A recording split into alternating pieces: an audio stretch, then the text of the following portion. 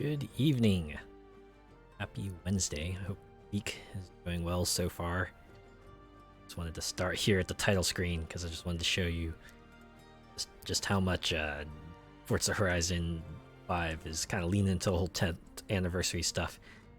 Yes, they've recreated the intro to Forza Horizon 2. Get the cars and the scenic locales, trying to, recreate shots of the cars in Italy and France as best they can in Mexico. Hey, Mulker, Shadow Fox. Hope you're doing well tonight. Yeah, so as you may have guessed, they did do a Horizon 1 intro recreation last week. I'm assuming in the next 2 weeks we'll see recreations of the Horizon 3 and the Horizon 4 intros.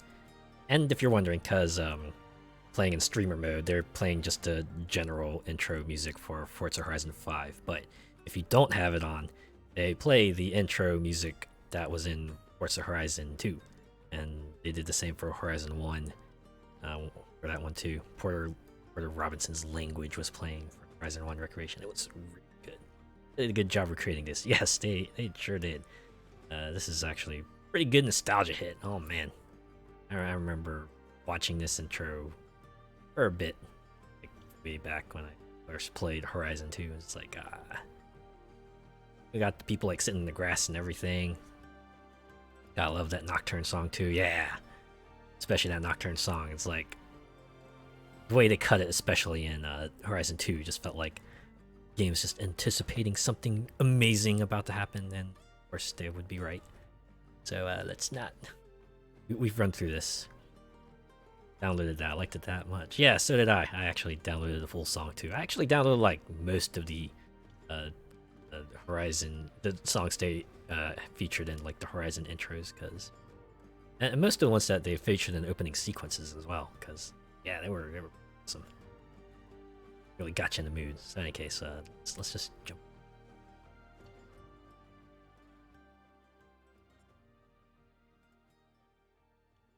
Yeah, I can't wait to see how they do Horizon 3. They'll say the most iconic is Porter Robinson. Yes, absolutely. It's by virtue of being the first, right? It's kind of connected there.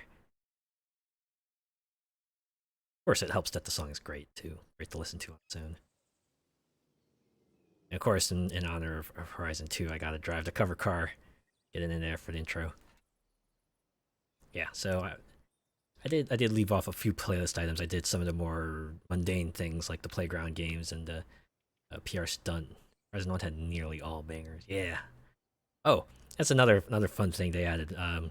There's a new radio station in Forza Horizon 5 as well. It's called Horizon Mixtape, where they added in several songs from the previous Horizon games.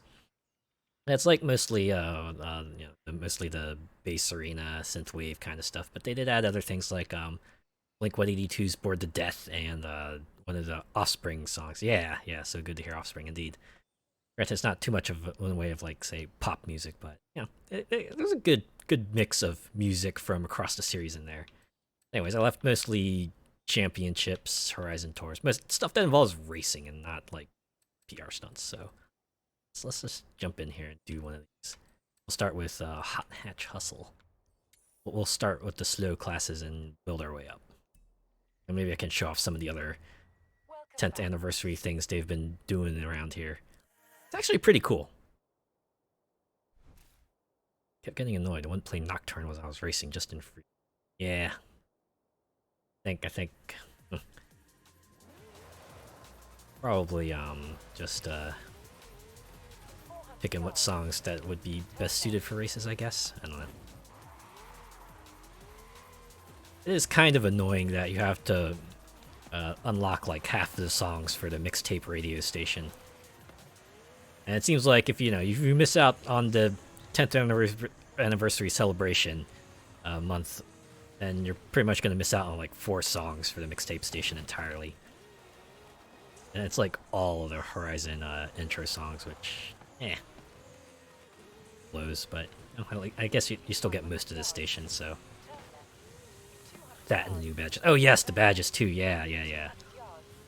5 of the badges are like, or 4 of the badges are like specific to playing each week, and then the other 2, or 2 others related to getting the series rewards. And I think there's just 1 that you get for just logging in at all.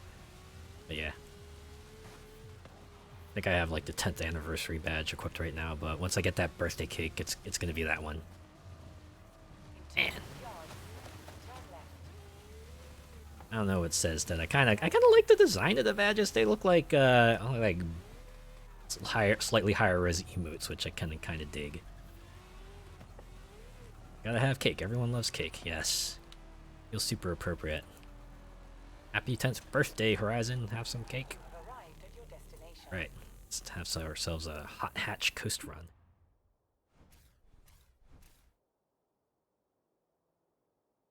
Ooh, I like the reward car for the reward car for the new story they introduced as well. Wish they'd give us a Fox badge. There are tons of badges that could be introduced in here. Yeah, I wouldn't mind a couple of more live animal themed badges. That'd be cool.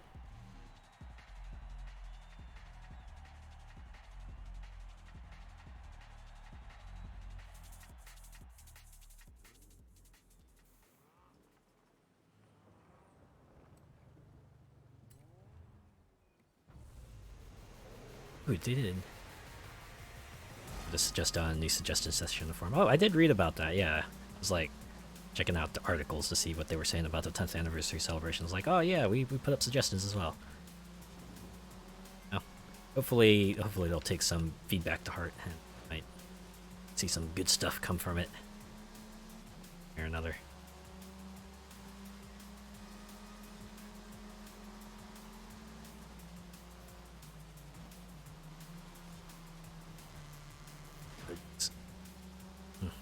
Street races. Get the feeling that they won't take too much notice. Yeah, you're probably right, but well, who knows? Maybe if enough people kick up a fuss about something, they might implement it, even if it's like one thing out of hundreds. Yes, they'll still have expansion 2 to go develop, and I don't know, maybe several months worth of live events. At least the year or two's worth, I imagine. At least cover the live service stuff.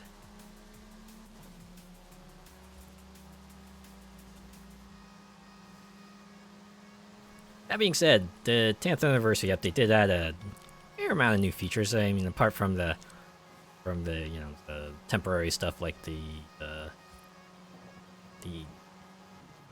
special kind of locations, stages for the previous games. They also reintroduced midnight battles.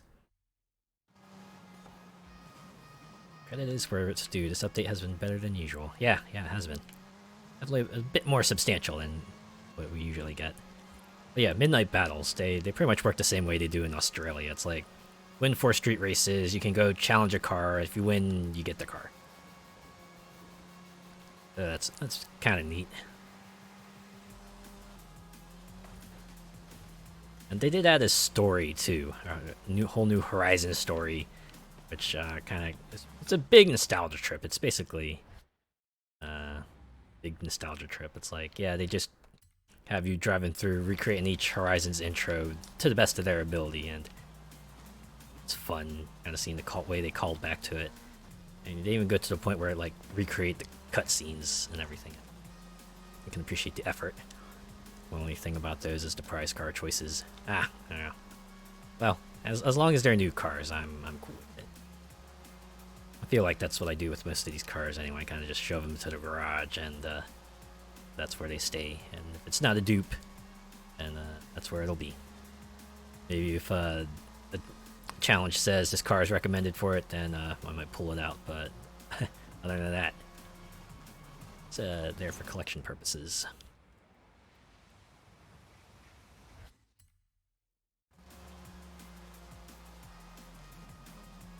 I always have like a whole stable of old reliables that I usually fall back on if I need to race a particular race. Sirocco. Such an underrated car. Ah, is it now?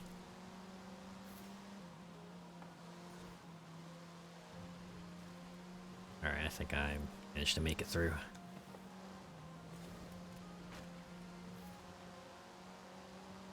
Man.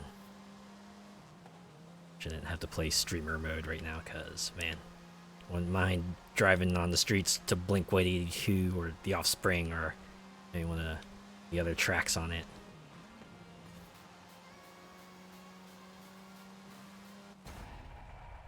Boy, I was surprised with kind of the slight alteration they did with Bored to Death. I was on earlier and actually did a Horizon tour for a change. Yeah, I actually did one of those too.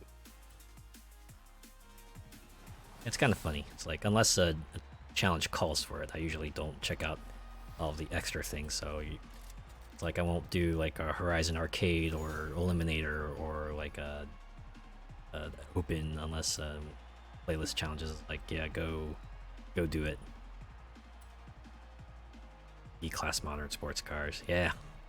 Also, the events seem random. I think one of last week's challenges require you to complete a Horizon Open with like the Dodge Viper, the cover car from Forza Horizon, and as try as it might, I could not get into an event which let me use it. So it was just like, all right, fine. I guess I'm not getting that one.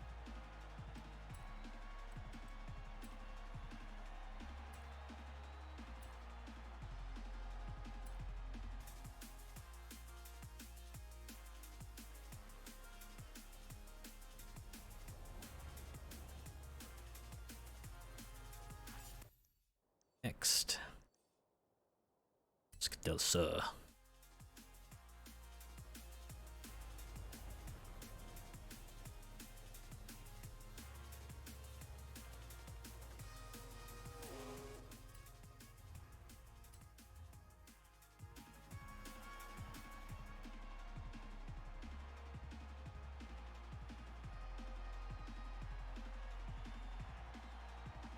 I think I also checked what was in store for next month, and it turns out, hey, guess what? Donut Media month is finally coming around. When was that thing leaked? Was like a couple months back. They finally managed to put it all together. I'm curious to see how that will go.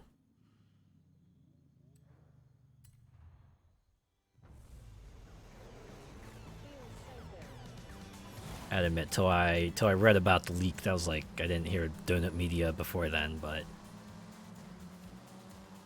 yeah, they mentioned on one of their podcasts or something. Ah, yeah, all right. It is kind of weird how some of these things are kind of wrapped up in this odd layer of secrecy, but I don't know. I guess people kind of like being surprised, right? Like being surprised. So when you announce things like, oh, we're gonna have a Lego expansion, like, wait, what? Lego? Or, you know, we're gonna have Top Gear, or we're gonna do a Fast and Furious spin-off. Just go, what? It's cool. It's pretty cool. Just glad to have my Rocket Bunny kit back from my Drift MX-5. Yeah, I think, yeah. They did say they were gonna get some new customization parts, which I imagine will make a lot of people very happy. Nothing quite like having more things to tune your cars with.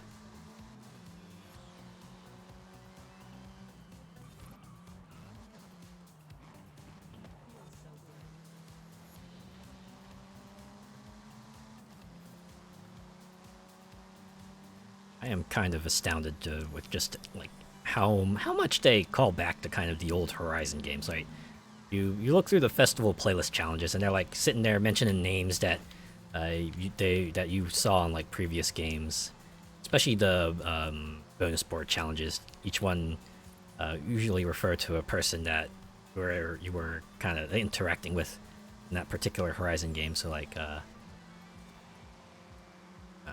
and the story too, like I know Horizon probably doesn't need to worry about its continuity too much, but The Horizon Origins story kind of like draws together a bunch of continuity. It's kind of fun, even if it's all mostly fluff. It's I don't know. I enjoy it. I was a bit shook when I saw Scotty for the first time. He doesn't look like I thought with the voice. Oh yeah, I hear that's like the case with most radio personalities, right? You look at them and they're like, wait, yeah, that's the voice and you know, the face don't seem to quite meld. I remember hearing that like way back when, even when I was like a kid, in like, middle school, right? Because I used to listen to the radio a lot. I did get to meet like some of the people I listened to the radio on a lot, and you know, I think I did mention, just blurt out, it's like, wow, you don't look a lot like what you sound like, and they said, yeah, we get that a lot. So seems like a common trend. I really need to get Markiplier to do Horizon Radio. He's so got that radio voice. I imagine a lot of people could probably do pretty good radio voice. You just need something like real smooth, real deep, real pleasing, right? Because you mostly. Oh, geez, I realized close to the end. Maybe I should try to handle that turn better because I don't have much track left. Granted, I am first, so I probably don't need too much. Getting second's not gonna hurt me, but I can take this turn better.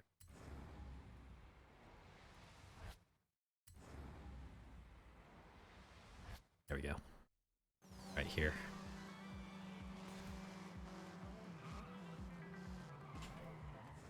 Okay, I need to perhaps go on the inside and block a second place trying to overtake me. Try that, and I go too fast. Stop feathering the brake, I just need to brake hard. Oh. Nope. Nice try. You ain't getting one of me this time, buddy. Go on stock tires and brakes. I'm not sure. I just downloaded a tune. It's like brought it to the highest rating for the car class.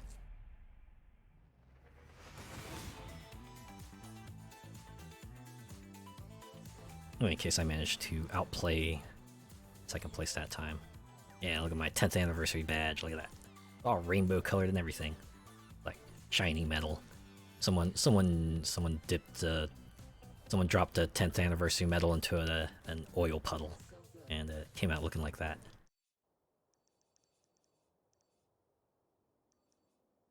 Ah, here it is, the last one.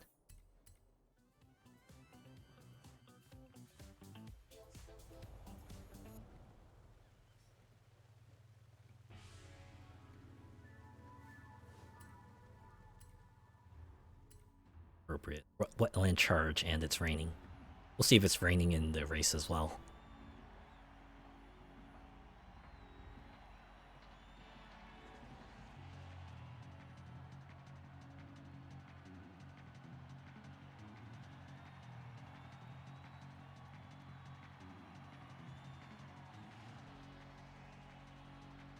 I do like some of these new emotes they've added in these updates. I like the camera one in particular, just find it amusing. No, it's the rainy season, but man, every race nearly had a wet road or was pouring with rain. Yeah. Gotta show off that wet road tech. That was last gen.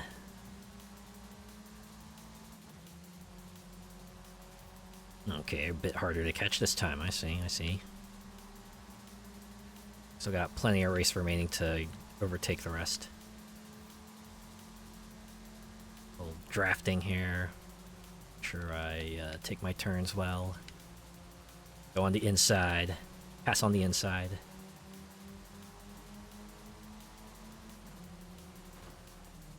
Ooh, okay.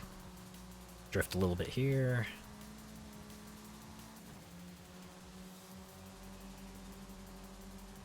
couldn't be bothered retuning my car for this, so I ran it with my rally setup. Hey, whatever works, right? As long as you beat them in the end.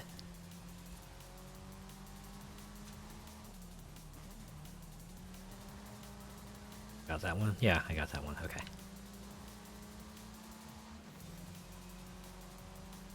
And they are right behind me.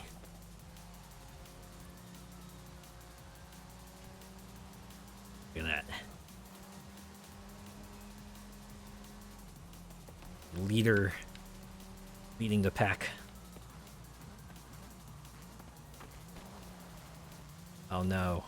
That's okay. I got 2 first place finishes so far. I can afford 1 car overtaking me. This is the one that overtook me last race too, so I'll probably be fine if I catch up to that.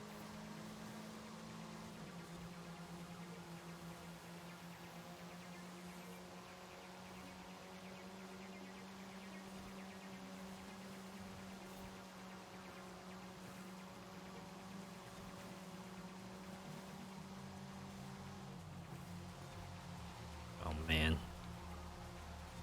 We're on like a pretty straightforward race section, so I'm only able to keep pace.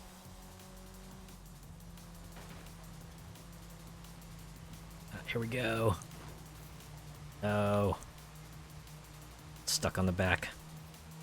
Okay, we still have a little race remaining. 3%. This is a part where I wish they'd at least let us toggle, perhaps between percentage and distance remaining. Oop. Ah. Thanks for easing my turn.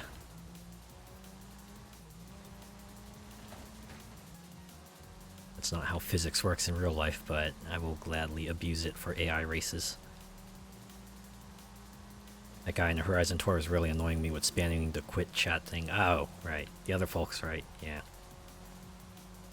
Yeah, it's one of the pitfalls of online play. Sometimes you get your share of jerks. It's a bit too fast for that turn. Certainly can understand anyone who would not want to engage with those sorts of moods for those reasons. I feel like most of the time my chat messages tend to mostly consist of sorry if I bump into another racer. Or sometimes watch out if they bump into me. Although, there was one time I was like, I think it was like doing one of the team races. Not when it's the same 2 phrases over and over when I was in the lead. Oh. Yeah. That's annoying. I got 60 points anyway. This is another favorite emote of mine. Just look at my character petting her little Horizon Mexico mascot there. Yada. Hey, look at the crowd. They love us.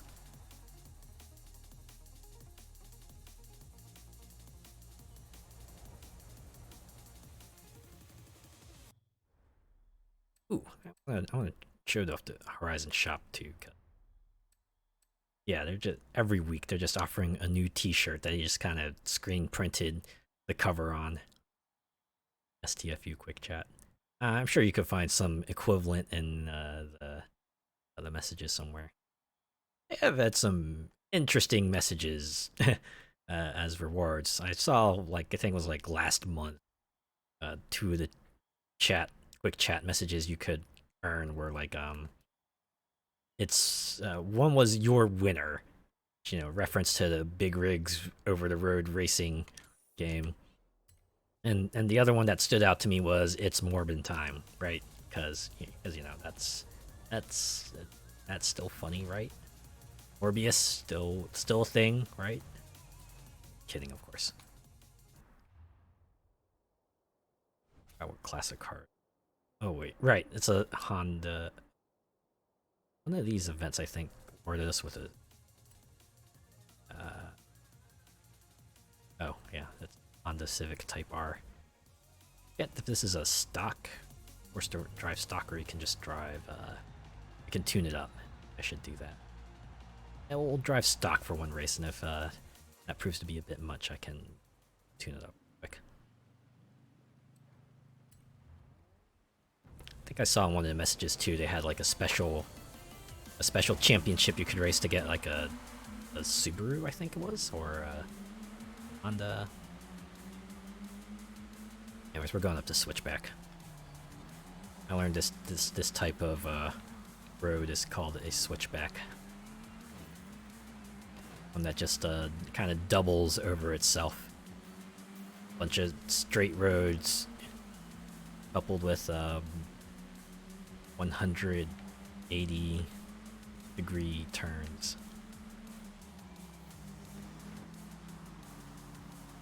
Very rare to see a road like that here. Yeah.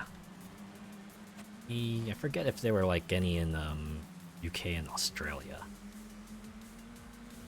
think there were.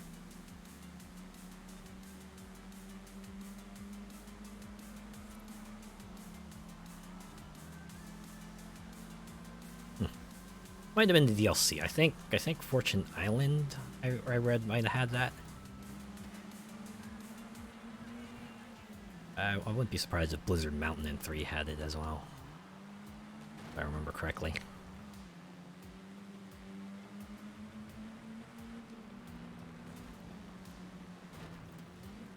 Guess the closest was those dirt switchbacks near Glenrock.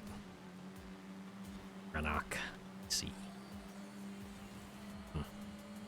Speaking of Fortune Island, I don't think I've played through Fortune Island, Forza Horizon 4 yet. Maybe I'll pencil that in for the future at some point.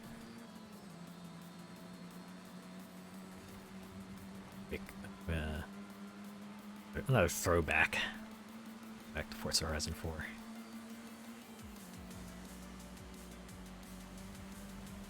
Went back to that recently for the nostalgia. Ah, yeah.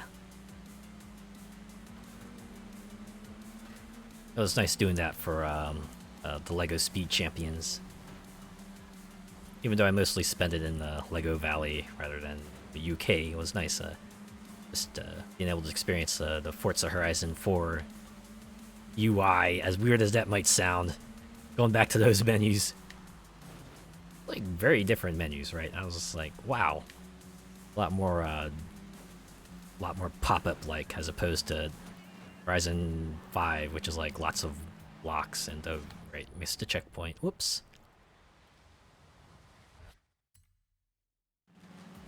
It's more intuitive than FH5. To an extent, yeah. I do like get a little confused when I have to search for something like, say, Horizon Super 7, because they buried that within another menu.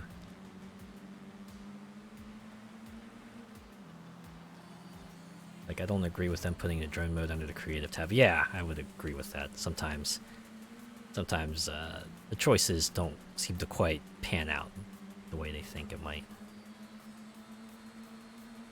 Especially since, like, most of the time, drone mode, I think, well, at least the way I used it, was to just, hunt down the barns, right? Instead of driving my head off in a specified area, I would just fly my drone around. Because once I got close to that barn, they would just mark it on the map, and I would just go drive there. And that was fun for that.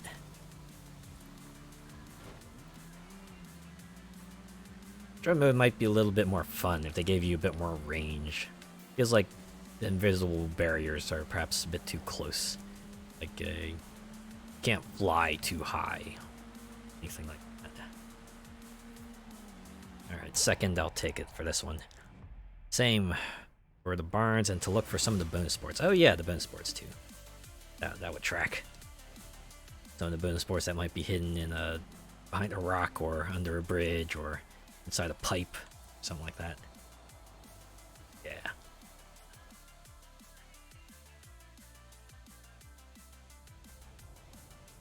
Okay, I think I'll go tune this car now. Back and do the other two races. I got a livery for this one as well. Get some car masteries for it.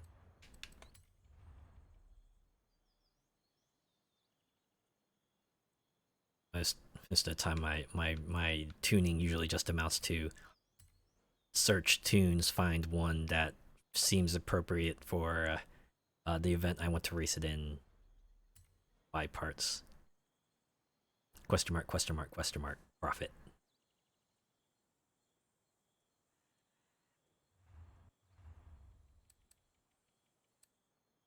Definitely not the gearhead. That title will go to my older brother and his friends.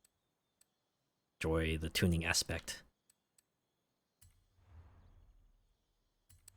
So of course I'm gonna current car and the cartoon liveries they have.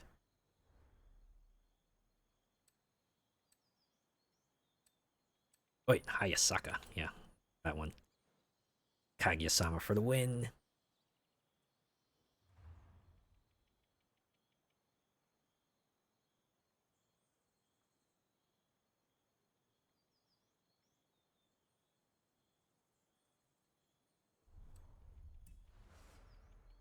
I actually read an article today that said the Kaguya-sama manga is like going to end next chapter. I had to admit, I haven't been keeping up with the series, so I don't know how sudden that is. Man. So that's all enough incentive for me to go check out the rest of the series. Since now I know there's a definitive number of chapters I can read, unless they decide to do a spin-off or something. I wouldn't be surprised if they did, right? Feels like most of the popular series get that, right? It's like, oh, hey, the main series is over, but hey, here's a continuation with another character, or the main character's kids, or maybe one of the side characters are now going to follow in a side story, or something like that. Still got a load of animes to watch on Netflix I haven't had time to. I keep getting distracted by Disney. Yeah. A lot of shows. Much time. Days. Just have to pick and choose. Okay, which ones do I really want to focus on? Just check those out. Maybe live vicariously for the other ones.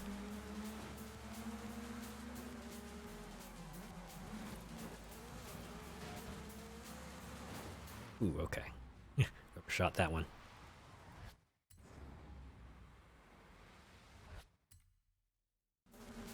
I think I read that was it Disney Plus excuse me.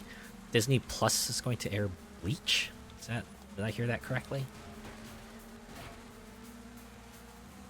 Super glad we're getting a season 2 Record of Ragnarok. I think I've heard a Record of Ragnarok.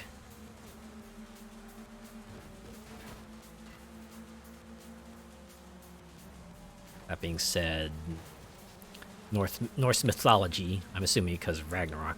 Why am I not surprised?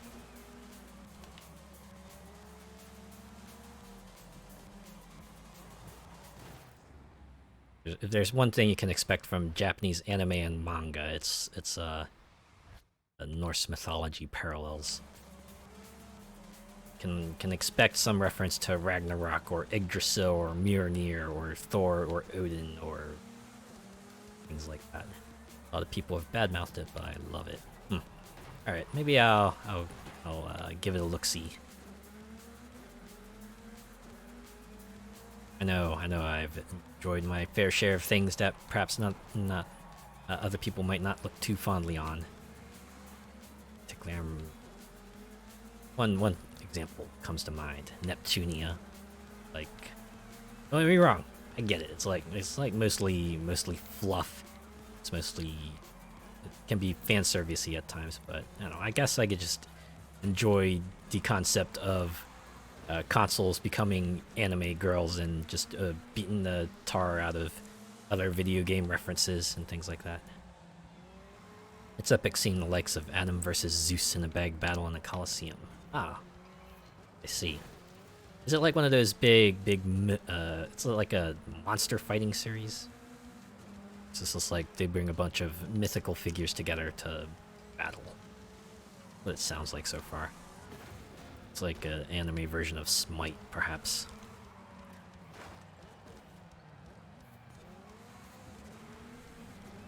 Basically the gods versus humans. I see. Yes. Attack and dethrone God. Another common trend I see in anime and manga. Eventually, the series will escalate to fighting the progenitors some way or another. supernatural divine beings, mythological figures. They will eventually battle those cosmic horrors, the likes of that.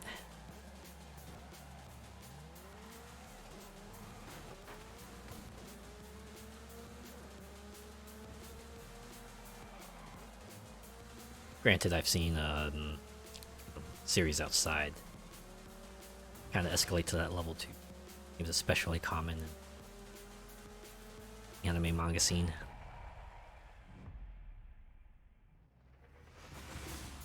It does work at a scaling point though.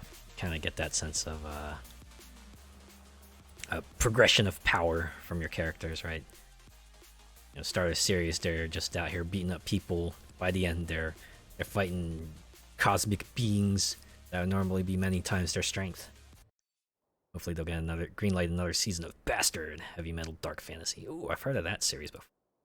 I've always been amused by the name. I haven't checked out any further than that though.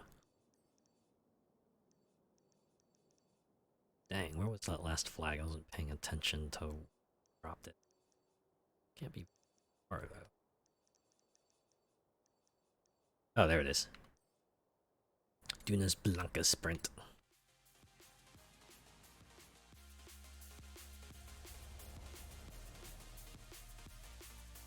Worth a look on Netflix. Banging soundtrack and a very handsome lead character.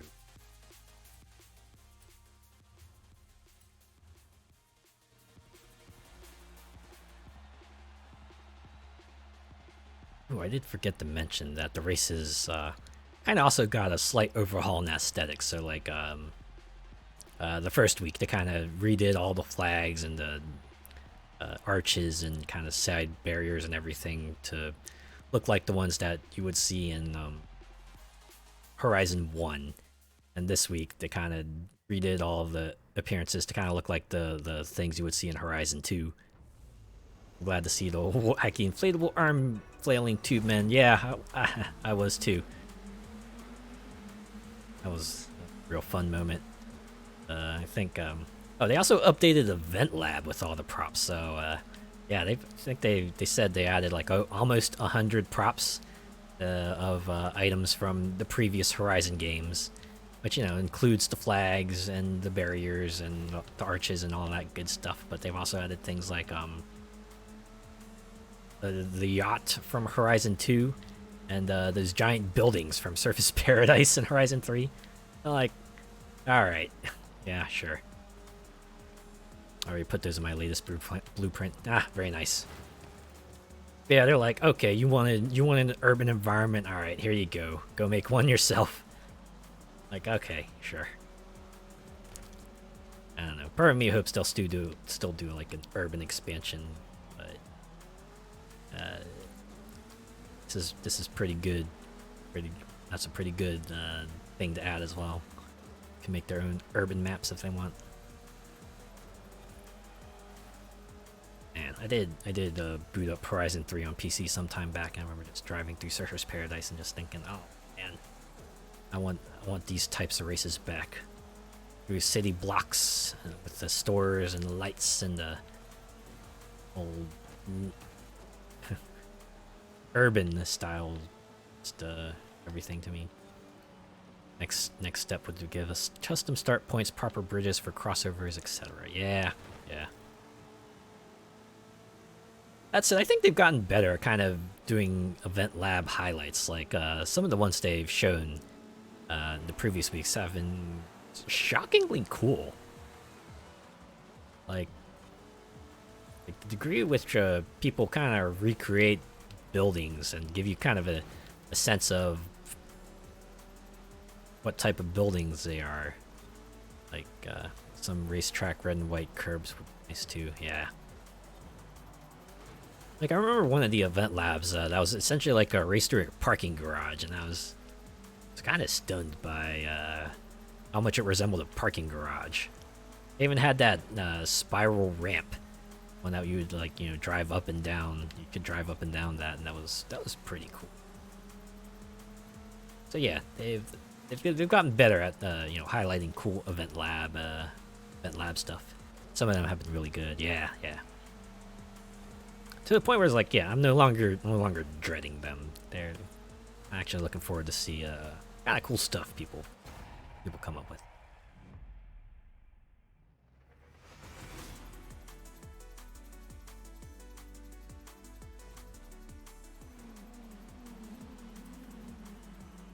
Right. That's another one done. Oh, found a Civic hoodie. Mind you, I'm slightly biased and love my own creations the best. Same.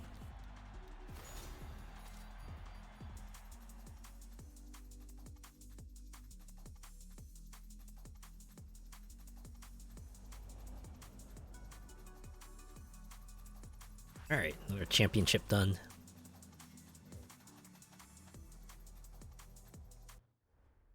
Move on to Eurocross. This is one that gets us our Horizon 2 intro music song reward. Win this championship, we will be able to enjoy that piece on the radio. Radio that I can't play right now because I'm in streamer mode, but you too can enjoy it if you log on this week in the next 13 hours and complete this championship. Hashtag not sponsored.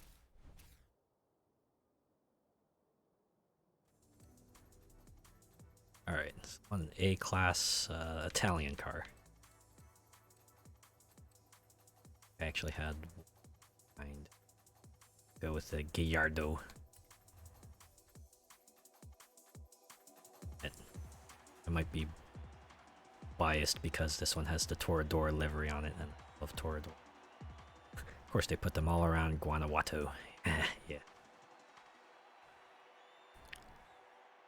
Or else are you gonna show off your exotic Italian cars? Not gonna race down in the countryside. No one's gonna see them there.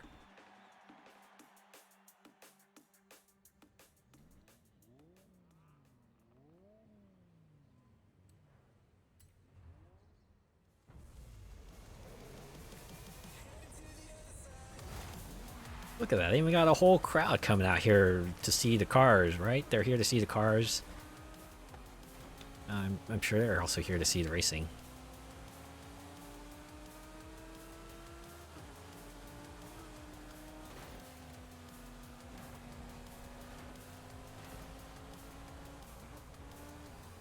I think I might have said this already, but I remember one of the old places I lived at. It was like pretty close to a Ferrari dealership. I was just surprised because, one, I never expected to see a Ferrari dealership in person in my life.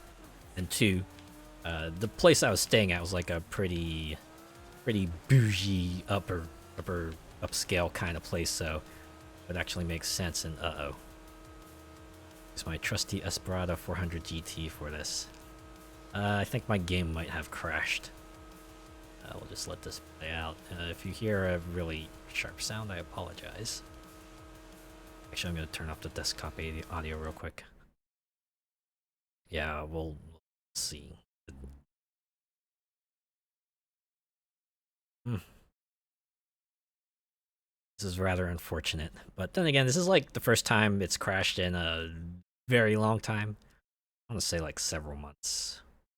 Maybe I'll just force quit this. Give me a moment here.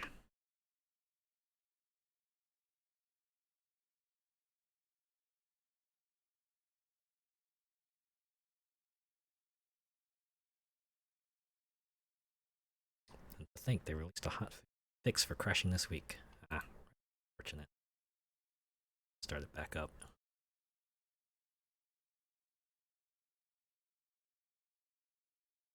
Although again, crashes are really rare. Time it's happened, so I'm not gonna hold it against them.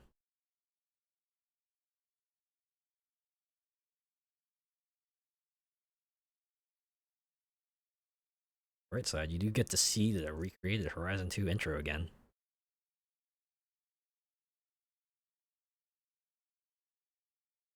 Just imagine Nocturne playing over it.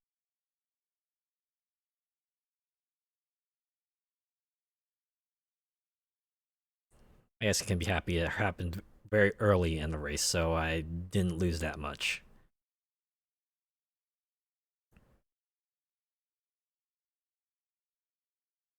Yeah, could you imagine? Oh, even if it like crashed lap 3 or something, I probably very still wouldn't be very angry because short. That piano intro makes it sound like the closing credits of a series. Yeah, it kind of does. The way it kind of just very isolated piano, very singular, very solo. Hello, hello, official Bird 3. Welcome.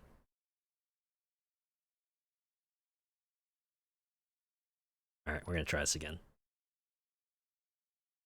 Oh, sweet. Guess I got the Gallardo spider. Hey, that beat drops in, and it's like, here we go. How's it going? I'm doing pretty well tonight. Checking out Forza Horizon 10th anniversary. A pretty meaty anniversary, all things considered.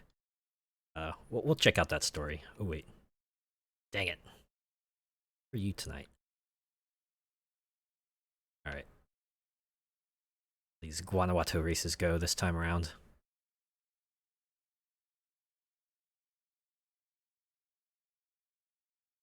I think I mentioned this before, but kind of impressed with the amount of stuff they put in for the anniversary. We got a whole new station, Horizon mixtape, with all the old songs. It's a couple old songs from the previous games.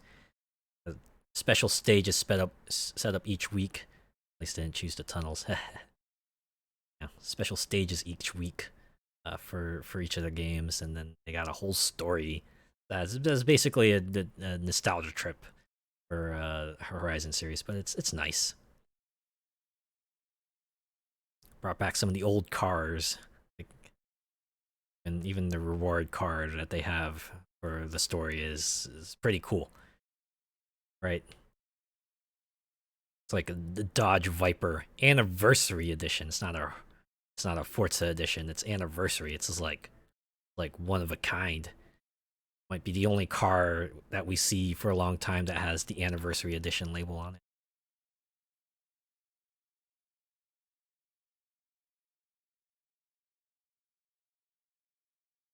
Jeez. All right, it's 3 laps.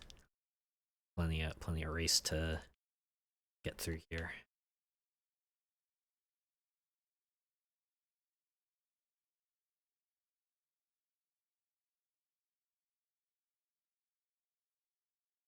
All right.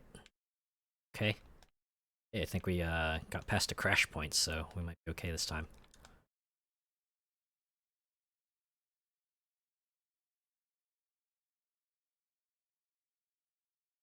The real difference is the timing, and the P1 doesn't have water droplets on it.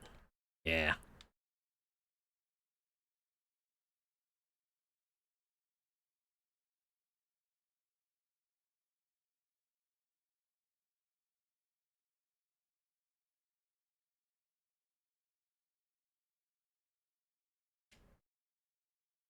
All right, we managed to fight our way to third. I think we might be okay.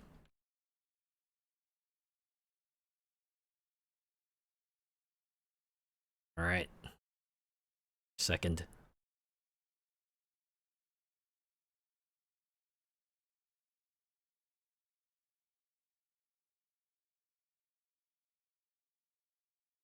And even if we get second in this race, I'd still be pretty confident. Only the first race of 3. There's plenty of time to make it up.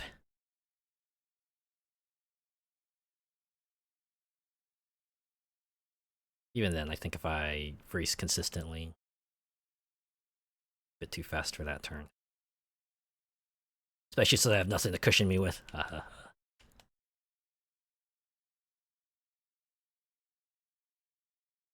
Surprised more people don't drive the Gallardo OP. It's a damn fine cruise car. Yeah, this one feels pretty good to drive.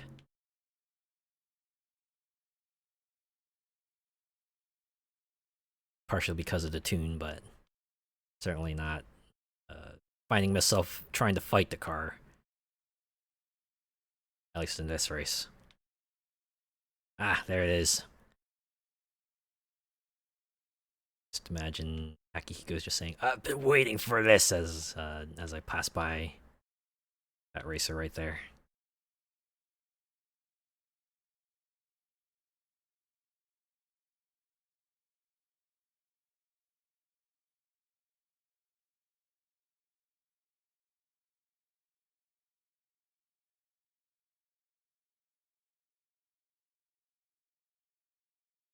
Alright, I think I've managed to make it. Going to be alright.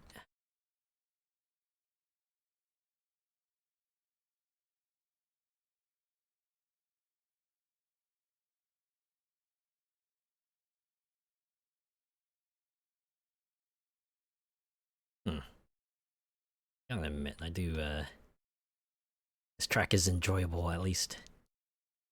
Not too many in the way, not too much in the way of, 90-degree turns. Lots of good stretches of the track you can really just lean onto the accelerator and go.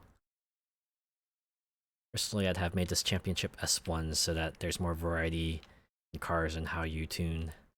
Yeah. This especially for Italian supercars. Most of them are like S1, S2. There aren't too many you can drop to A class.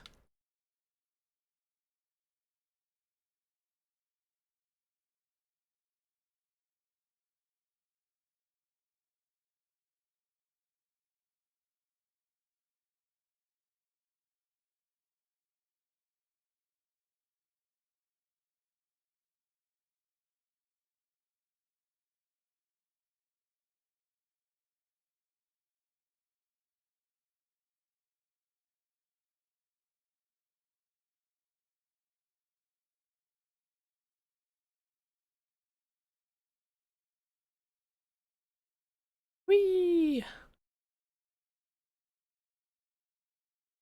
Get Tyga's face front and center.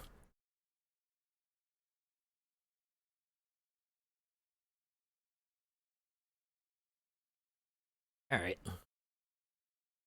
Okay. Sitting well. Sitting pretty. Fast travel, but I think I'll just drive there.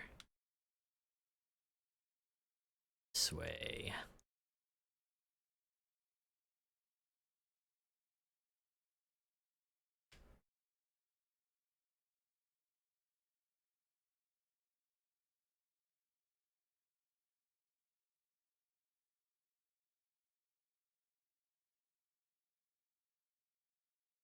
That's so, yes. To the cathedral circuit.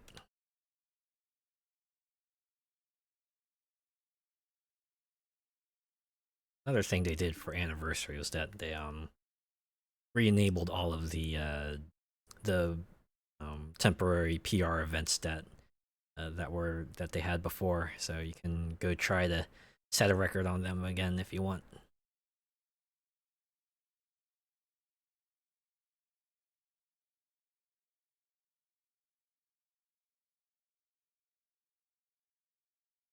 Oh, I just great for anyone who missed them the first time. Indeed, indeed.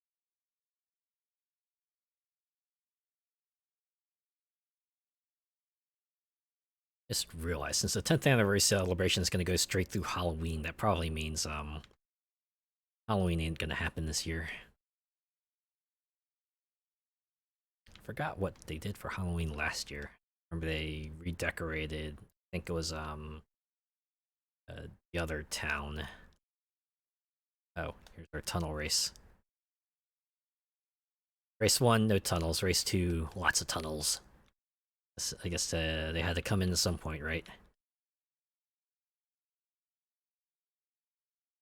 Man, I feel like I'm an outrun.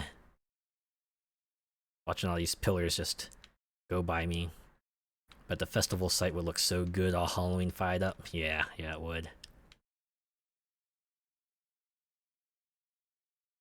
Man, it would have been a good opportunity to just throw out some Halloween-related cosmetics as well. Get ourselves a, classic pointy witch hat. And maybe the ghost costume. Maybe not a ghost costume. What about... Oh, I guess you could do like a vampire-themed outfit as well. Frankenstein's monster. They had that pumpkin head in Forza Horizon 4. They could easily bring that back. Yeah, they could. They could. One thing that actually surprises me is that not many of the cosmetics in Forza Horizon 4 carried over to 5. It's like, I guess they wanted to have a different style of fashion, but man, I miss some of the stuff they had in 4.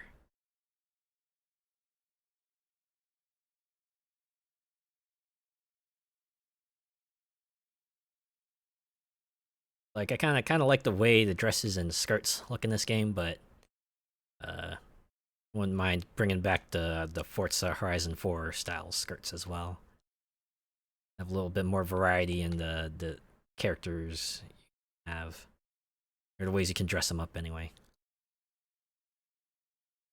Even though I've kind of already picked out an outfit for my character in this game. It's my fingerless leather gloves. Yeah, I've developed a fondness for fingerless gloves. I usually try to put those on any character that I have, or at least gloves that aren't like, full gloves. Maybe they're like half gloves or like cloth wrist armbands, but uh I kind of developed a fondness for that type of gloves that aren't full gloves. Or if they're full gloves, I want them to be like super long opera gloves.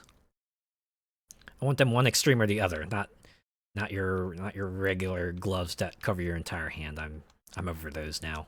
They don't look as stylish.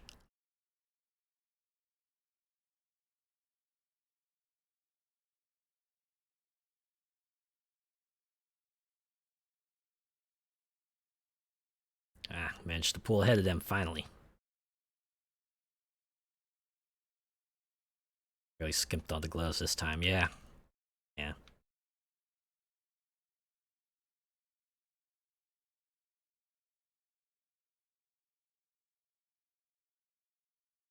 I just feel like most of the new cosmetics they put out kind of like uh they're like the same style as one of the old items. They just have a different pattern on them, like like all the new dresses they release all have like the same dress style that the base that were in the base game. Or, well, I mean, shirts are understandable because there's only so many ways you can customize a t-shirt, but I don't know. There's more than like 2 dress styles out there. Having a few more to pick from. Saying that, I wouldn't mind that jacket that has that mural lion on that Haley wears. Yeah. Give us some cosplay materials as well. Okay, last race. Ola Ocho Circuit.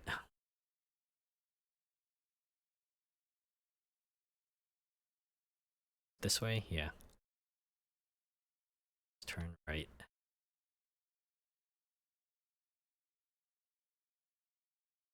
Actually, would be amused if they did like put out, hey, outfits based on characters of previous games, and one of them was like a Warren outfit. Some dick characters in this. Everyone is too nice. Hmm. Yeah. Then again, I feel like at the very least, is like the mood of this series kind of shifted to, hey, this is kind of like a big vacation, big celebration, right? This is like a getaway of a lifetime. So there's anyone here who treats you too abrasively. Closest is that guy from Racing Club. Yeah, mostly contained within, right? So like the main story, people tend to be pretty nice to you. It's like kind of have to go out of your way or play Horizon 1 if you want someone who treats you a bit more poorly. So it's like the Animal Crossing effect, right? It's like GameCube. You had some people who were pretty real standoffish to you, and then come New Horizons, like even the characters that are classified as grumpy and actually be more cordial to you. Some great rival characters in Forza Horizon 1. Yeah. By virtue of just being, unique characters, right? Like past 1, the characters with the most personalities tend to be like the festival organizers and your mechanic person. It wasn't until like 4 where they introduced a few more characters that had a bit more character to them.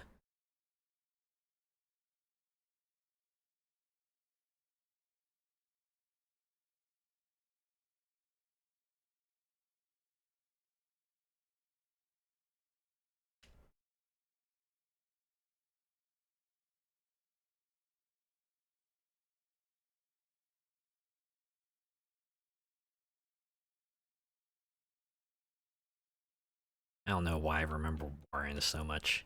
This is like a dude in shirt and pants in Australia.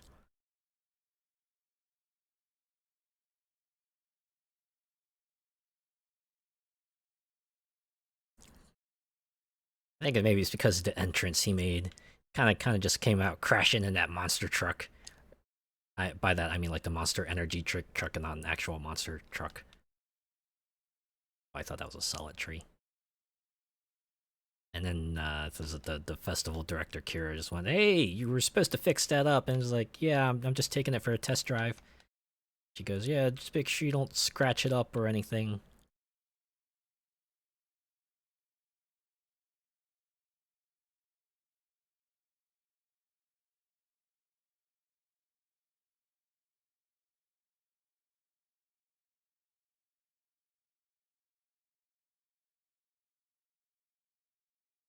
I remember swooning when I first saw the woman who runs the festival in 1.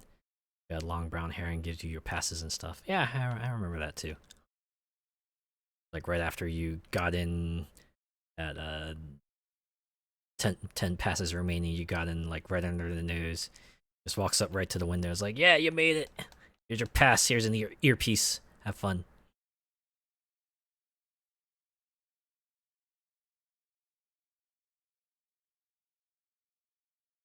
Alice Hart. Yeah, that's her name. Actually, kind of funny how the director kind of changed per game. Right? It was Alice game 1. It was Ben game 2, and come 3.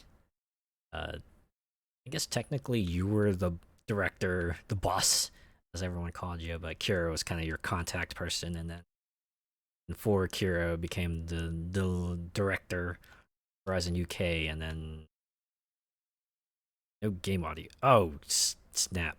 Dang, I turned that. Thanks for letting me know. Yeah, yeah.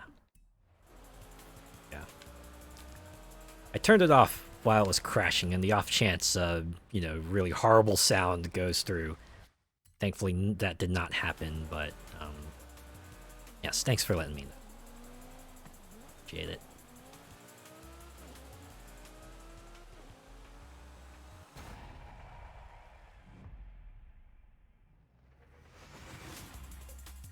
You know how crashes can go for these programs sometimes. You hear just like, they repeat the last sound. It goes like a really loud ee or something like that, and just grates on your ears super hard. Kind of lost something when the festival became bigger. Yeah, I remember Horizon 1. It was. I remember they specifically saying, "Yeah, this is primarily a music festival. The whole driving thing is kind of on the side." And it kind of had the hey, look that Kino Nocturne locked for the radio, and yeah, it kind of had the sort of uh, how do I put it? It's like a local festival kind of feel, right? It's got that grassroots kind of.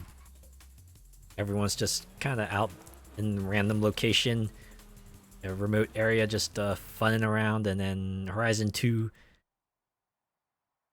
intro FMV captured all in a few images. Yeah, yeah, right. It's like people just partying and having fun, because again, it was billed as a music festival. At least that's what the premise was to start.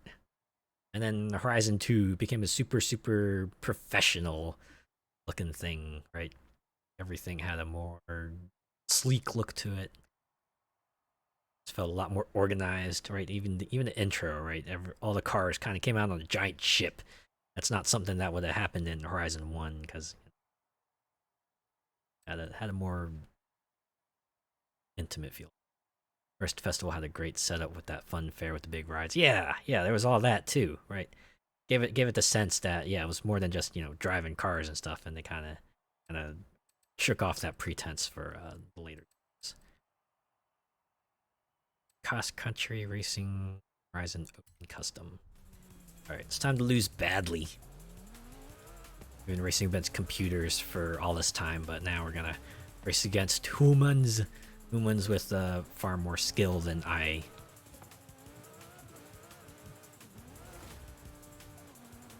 If this were a real festival, where's all the dodgy burger vans and all that? That's true, yeah. Part of me wishes they'd put in more, like, silly vehicles to drive in this game. Like, I remember bringing this up before, but I do remember Horizon 3 with this absolutely absurd, gigantic APC that you could drive. Like, I remember I was playing with my friends, a long time ago in Horizon 3, and I set up a custom event the Wienermobiles needed. Yeah, exactly, right. Vehicles like those.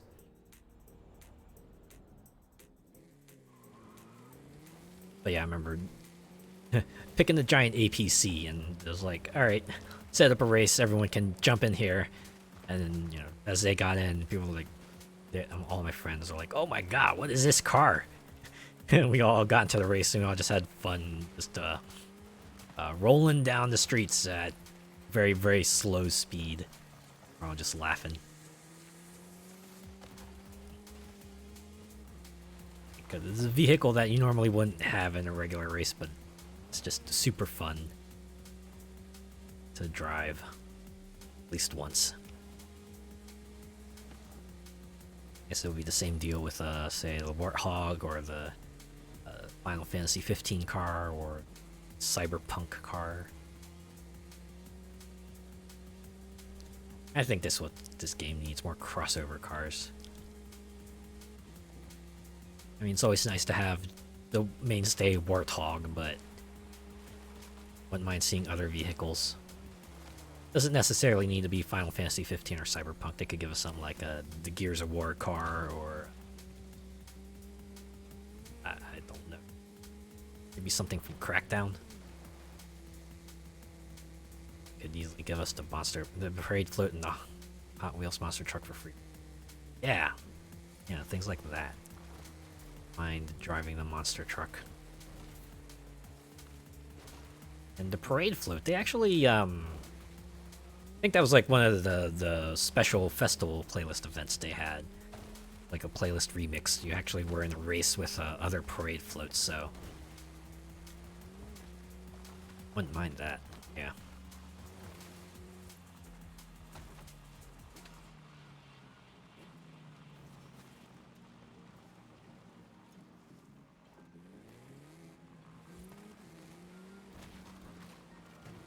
If it was me, I'd bring back that behemoth hovercraft. That would be a blast on cross-country events. Yeah.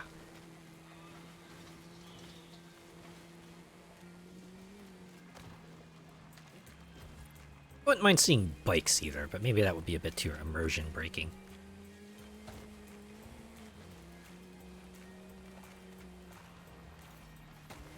At the very least, you couldn't, like, wave away a bike, like, say, tumbling through the grass and, falling over and tumbling on the road like you would with a car. It could be like, oh, it's a roll cage or something, but, when the person's, like, outside, it's a lot harder to justify that kind of stuff. Yeah, scramblers and sport bikes would add a lot. I know with Burnout Paradise, when they added bikes to the game, they had the drivers on there, but when the bikes crash, the drivers just magically disappear. I can at least hand wave away. No, it's okay. There's no driver on that vehicle. They're fine. Midnight Club did it, so why not? Yeah. I guess it might be one thing if your character's in a racing suit. Another thing if your character's just wearing, like, a button-up shirt and a dress and boots and no leggings. That might be a bit harder to swallow. Love to take a Ducati 999R up the motorway. Yeah, I imagine bikes on the highway would be awesome.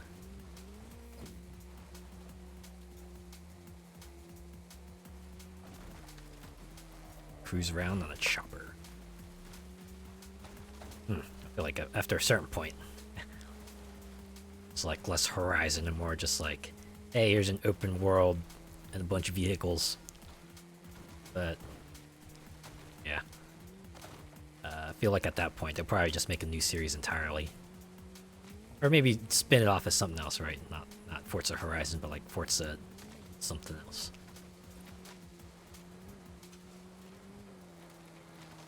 Forza the Crew.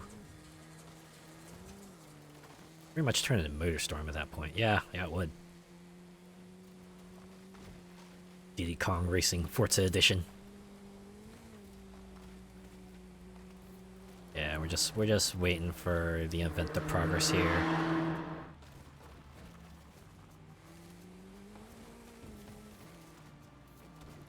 I'm gonna wrap up before we jump in here. I'm not looking to win, I'm just looking to participate so I can get my credit. Go.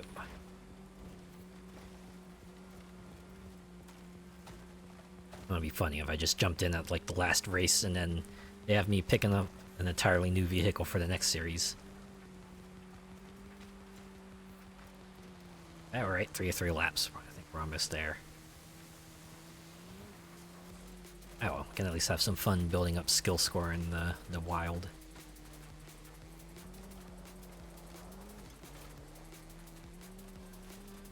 As a one-off, the Horizon Zeppelin would be nice to take around the map to get some aerial photos. Yeah, it would be. Or, you know, at least let us fly the drone higher and further. That would also be acceptable. Or I guess if worse comes to worse, build an event lab event with a ridiculously high road and take pictures from pic photo mode there. I guess in that case you could also take some awesome shots of your car falling.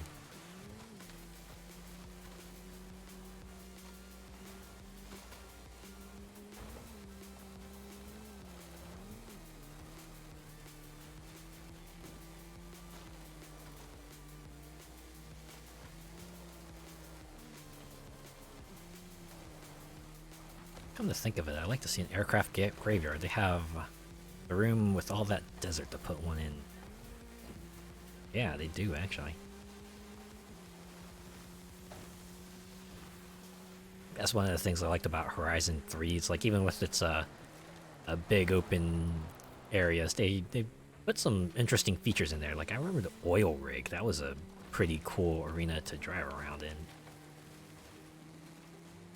They do have the ruins here, but feels a lot flatter. Say the oil rig did. Oh, and there was that construction site too. That wasn't in the desert, but that was like in the forested area. That was a pretty cool place as well. Of course, there's the airport, but they have an airport in this game, and the airport in this game is fine. It works pretty well. It does. The icing on the cake would be take that 747 power play when it crashes on the runway. Yeah. I did drive in a couple of custom event lab events. Wow, look at that. That was the last race. Okay. Get into a whole new series here, but I am okay with that. Just stick with the car I have. But yeah, it's funny seeing an event lab version where I guess they can't have moving props necessarily, so you just see this plane kind of suspended in midair, some state or another, right? It's like either flying or they're pointing it towards the ground to make it look like it's about to crash. I imagine there's only so much they can let players do, but it'd be nice to have a little extra motion if they have not added that already.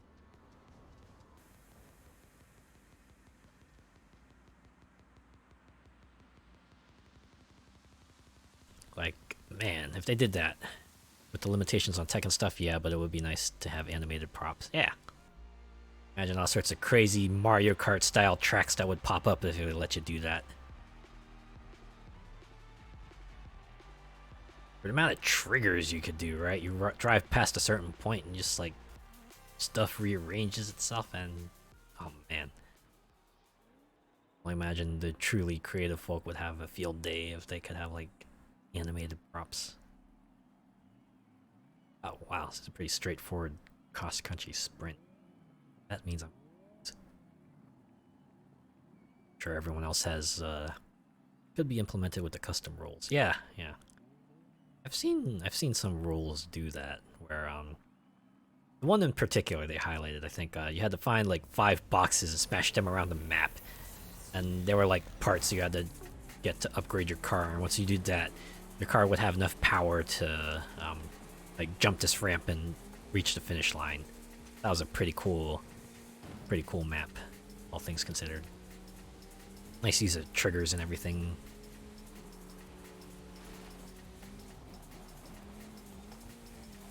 Yeah, we drift in. Love the trigger to make the Grand Caldera erupt. Yeah. If only.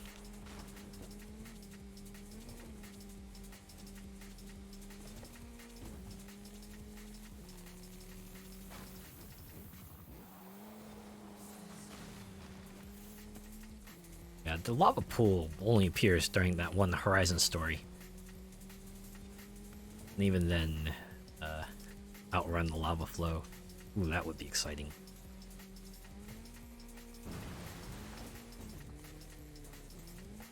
It's not like the series is grounded in realism, might as well go all the way. What if they just did that, right? Just do away with the pretense of realism and just make a whole fictional Horizon adventure. The interesting direction to take, I would think. Or I have to call it something else entirely, then it wouldn't be Forza Horizon anymore. It'd be like Forza Adventure or something like that.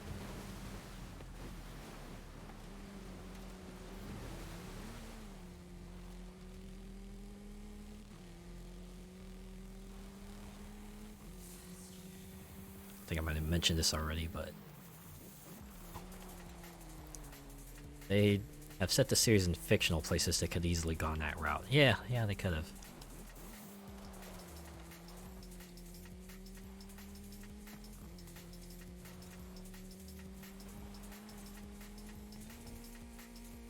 I suppose there might be some people that would be very appreciative if they made Grand Caldera erupting a plot point.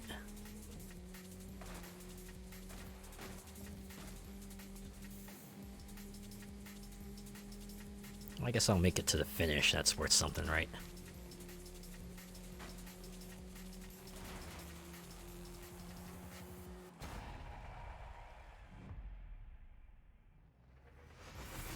Not last. That's what matters in these online races. I'm not last.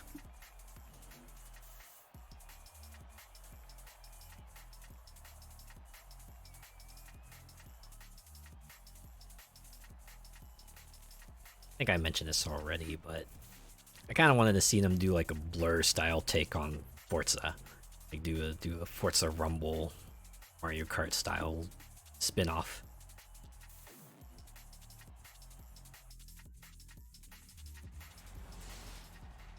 Ah, they got the camera emote as well. Very nice, very nice. I approve.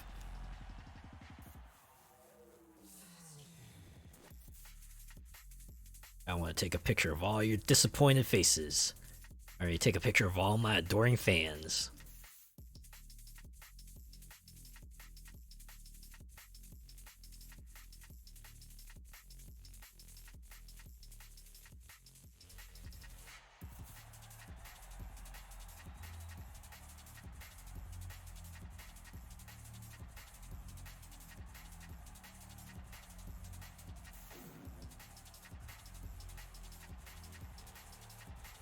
Just wait for race 2. Something that would add to the realism would to have the crowd on the dirt tracks like real life rallies. Yeah, I guess the difference with real life rallies is that people in real life rallies tend to be a lot more considerate of people around them. Can't expect the same for a video game driver, so I guess indestructible metal barriers are kind of the next best thing they got. Or just a lack of people at all. I guess it wouldn't be too bad if they had, they made the plastic barrier things invincible also. Then I guess that would take away some of the spirit of cross-country racing. You couldn't just burst through the orange netting.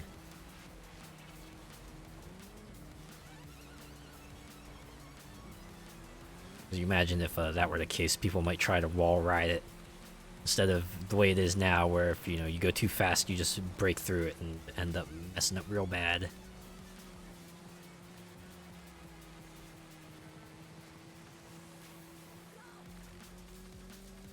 I'd say they do have the slowdown penalty if you get in a high speed collision, so that works well enough to kind of discourage just driving face first into a barrier. At least it is for me. Also ghosting your car if they predict you're going to get into a high speed collision with another car. Best place to watch cross country would be that tunnel exit in the Copper Canyon, because everyone hits those rocks. Yeah.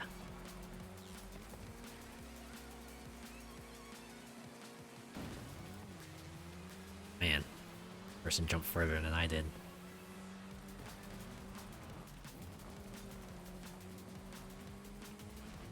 I think there's basically like two battles going on here. The front of the pack and the back of the pack.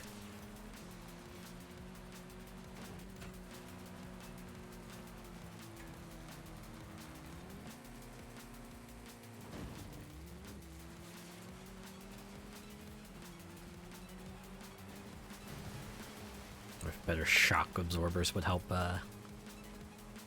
start up faster after a jump. Man. Hitting time limit race. I don't think I'm gonna hit the finish line for this one, unfortunately.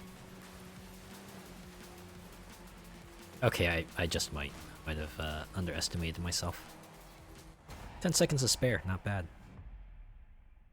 Someone else did that drifting finish.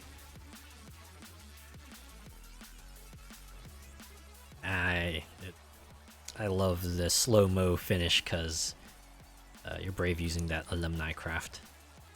Is that so? I feel like it's like one of my favorite vehicles to use in cross-country race. I don't know. I guess maybe it's light, so it could probably like roll over pretty easily. Maybe that's it. Or is it just like poor in handling or something?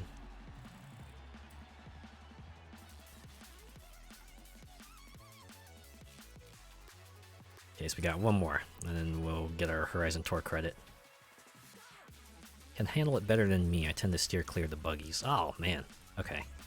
Yeah, I actually like buggies. Other cross-country vehicles, or other vehicles suited for cross-country tend to be a bit large and unwieldy for me. Buggies have a certain degree of nimbleness to them that I appreciate. Maybe I'm just picking out the right tunes too. Ones that make them less squirrely and all that stuff. Ah, this is a circuit. Only exception for me is the JCW Mini. I see.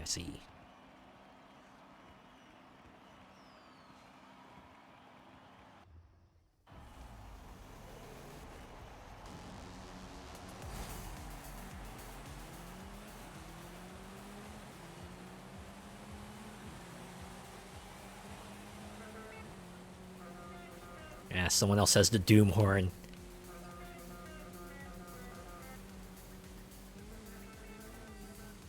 Yeah, I'll pick the high-pitched version. I like the low-pitched version better.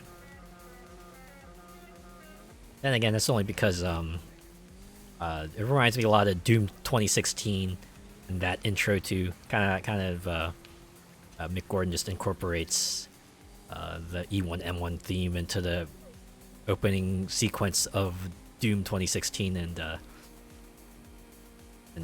yeah, that helped to make the scene for me. 2016 was such a fun game. Yes! I think. wasn't just me, but I imagine a lot of people were kind of astounded how great the single player was. Right, it felt like a true upgrade to the old school gameplay, fit for modern at the time sensibilities. It had big maps for you to explore, super fast-paced run-and-gun gameplay the Doom series is known for. Crank it to Nightmare Go and all guns blazing, yeah. Updated with just enough modern sensibilities to make it feel fresh. And of course the plot. The plot was just a real fun kind of, you know, there's lore here, but Doomslayer does not care one whit about lore, about what UAC's motivations are. He just wants to go kill demons and seal up hell. Yeah, that whole intro just set the mood for the game super well. The Argent Tower caused me a few issues the first time. Climbing that thing was a nightmare. Yeah, the jumping, platforming stuff. Maybe not quite as hot, but oh boy, that shooting hit just the right notes.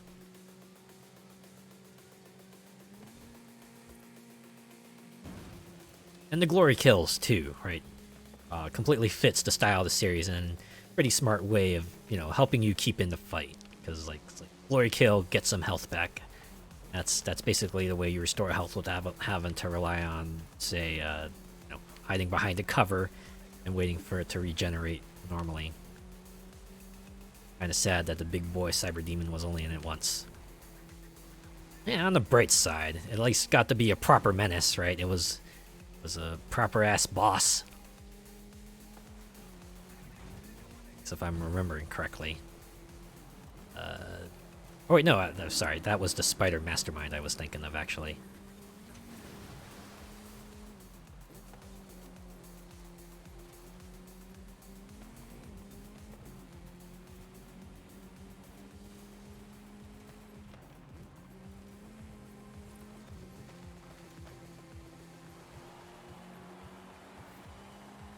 Yeah, so like the very, very minimal cast, right? It was just you, Samuel, and the other person who turned out to be the bad guy.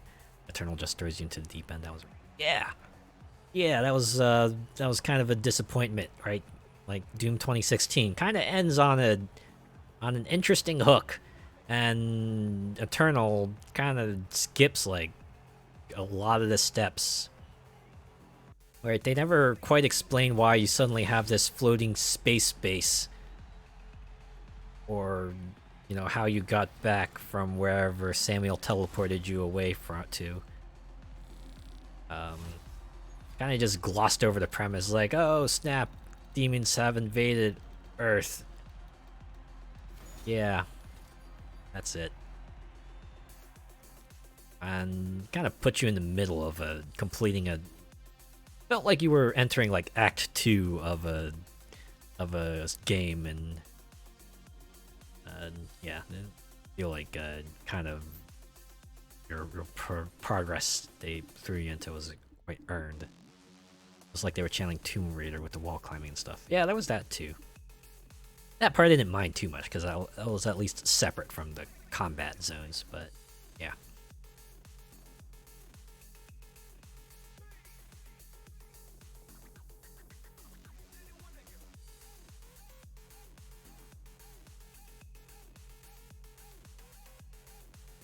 Ooh, excuse me. Okay, so we finished our Horizon Open. We got our participation credits, so we can get out of here. Just enjoy going in with the BFG and causing mayhem. Yeah. I still like how the challenge is called Country Roads Take Me Home. West Virginia. Alright, do the tour next.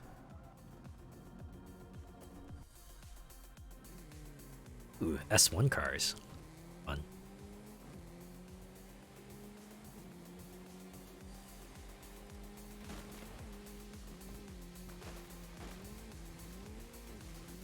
case I have a good stable of S1 cars I can bring into this event.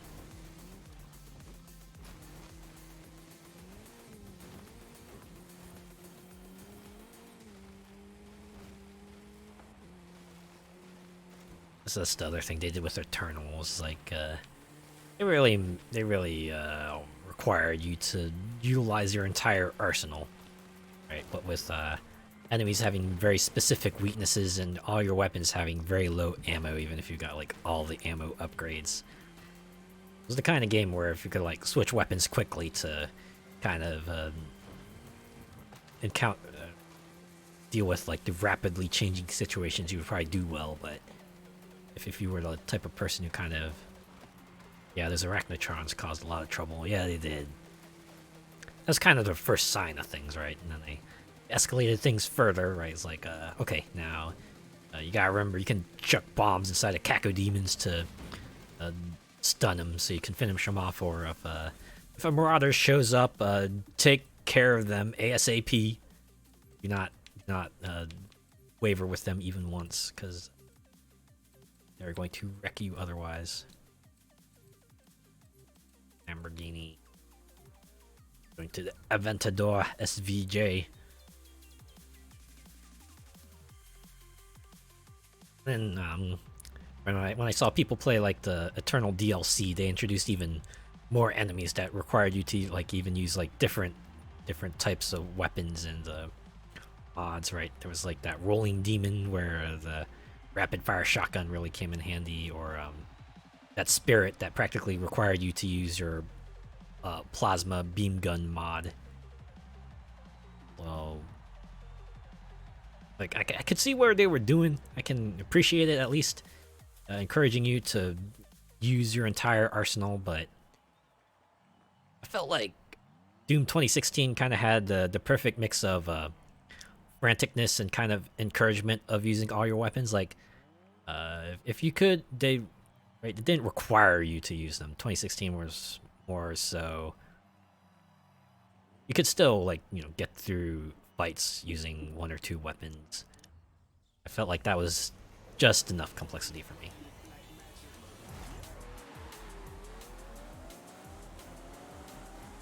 Alright, team race. So I do not want to be as aggressive with this pack. Off to a great start.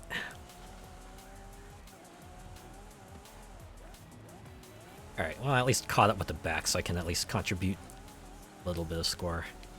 Gauss Cannon always came in handy. Yeah, it did. Alright, here we go. We're losing. How are we losing? This is a tour. Come on, folks, step it up. They can't deny Will. I'm actually shocked. I managed to make it to top 3.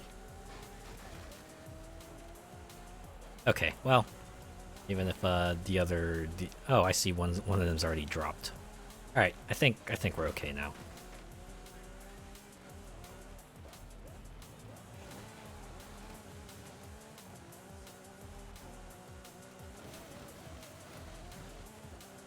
And the other thing about Eternal was oh, let's see. This reminds me of that battle I got into this track with a BMW X5. Forza Edition Lesman Centenario rally car. Ah.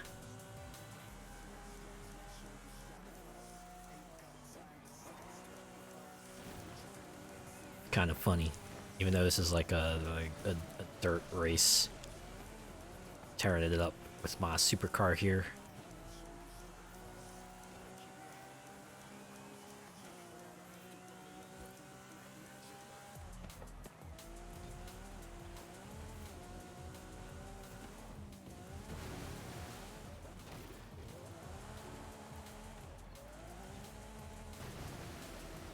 Oh, wait. My god, did one of our top drivers just... Okay, I'm gonna be charitable and assume they got disconnected. Because that has happened to me before. I'm playing in an online race, I'm kicking butt, and suddenly all the cars just like stop driving, And next thing I know, I see you've been disconnected. I'm like, god darn. Thankfully, it was, at least not recently, I was never in a situation where I was winning, or else, I would be pretty cross, but... Oh, seriously, why did one of the top players... Well, again, I said they might have disconnected, right? I'm gonna assume good faith and assume they didn't rage quit or anything like that. When that happens in Horizon Arcade when you need the points, yeah. Yeah, disconnects suck when they happen at the most inopportune moments. Wasn't in this game, but I actually had that happen to me a handful of times in Fall Guys. Where we're like in a group with a kick-ass squad, and then next thing you know, it's like in between games while it's loading, we'll say, sorry, we couldn't connect yet. And like, oh darn. Right, not only did it screw it up for me, screwed it up for the rest of my squad, who has to go with one person down, and usually that means they're going to get eliminated before the finals, because that's how it usually goes.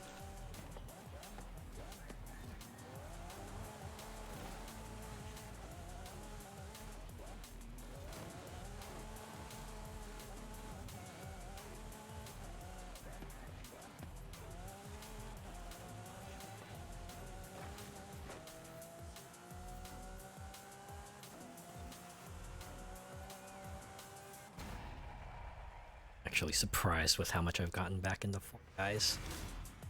Been playing fairly consistently since their free-to-play update. Hey, look at that! Managed a perfect victory. Did not get a single point on us.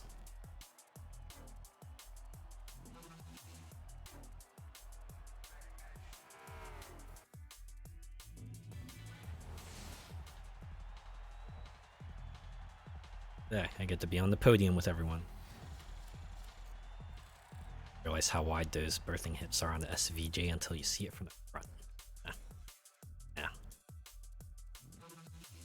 I've noticed that with Lambo cars, they have that really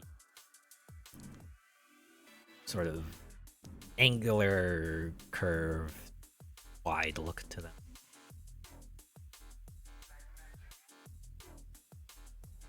No, angular curve sounds contradictory, but yeah. Yeah, that's a pretty wide car. Love their hexagons for some reason, yeah. I don't know what it is about hexagons that seems to signal futuristic thing. It's like some work is like future themed, and you're bound to see lots of hexagons everywhere. Whether it be from like from like the barriers or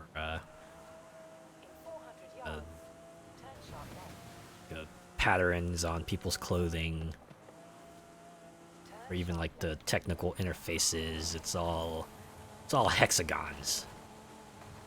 A lot of hexagons.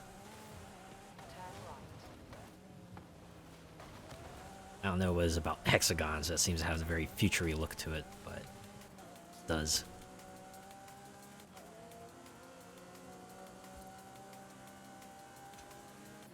Yeah, the UIs tend to be like turquoise hexagons. Yeah, exactly, right? Like very hexagony, and like some sort of holographic interface. It's all gonna be very blue, very turquoise. I can just burst on through this roundabout.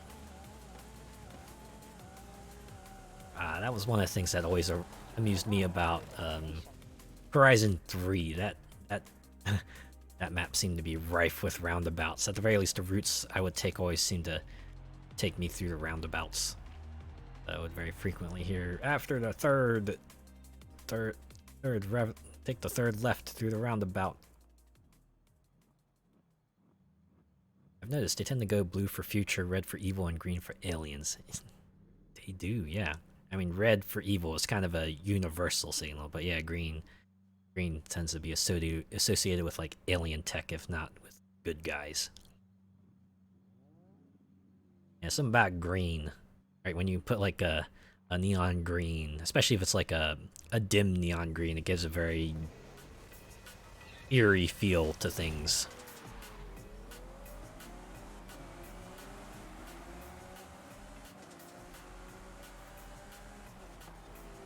It doesn't even have to be aliens, right? It could just be like creatures in general. Any creature that's green is usually just like super creepy. Prime example is the Deckers Usenet in Saints Row 3 when you enter their virtual reality. Yeah, exactly, right? That was the hacker gang, and of course they were all very blue, very blue and black. Super hacker colors.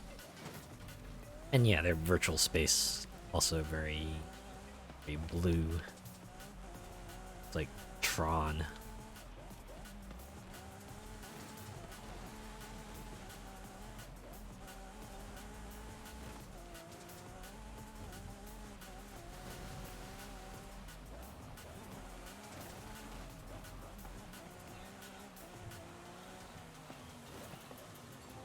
Yeah, there it is. Sorry I bumped into you. Whee! Well, I'm glad they're having fun. I think my favorite response to sorry for so far was that'll buff right out. I take it to means like, yeah, don't worry about it. It was a tap, nothing more. And screw me up. We'll get through this.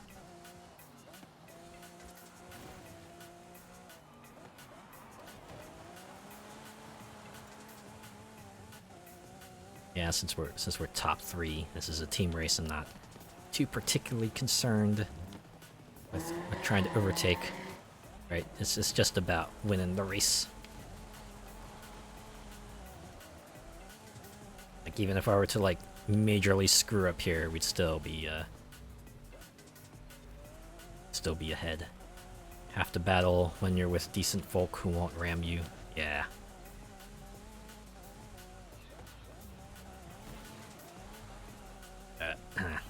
And I am scraping the walls a lot this race. I leave my mark. Let them know who's in charge here. Oh god, I missed that checkpoint. Did I? No, I didn't. Okay. Well, it's fine. I'm still ahead of 3 racers.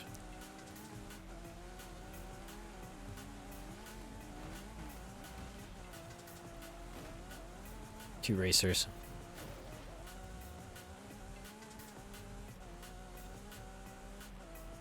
Don't mind the 2 million hypercar that's gets kicked in mud and used as a rally car. Yeah, don't mind that. Don't mind how this car is somehow driving real well in the dirt. Relax, you're doing fine. Hold on, do you see me?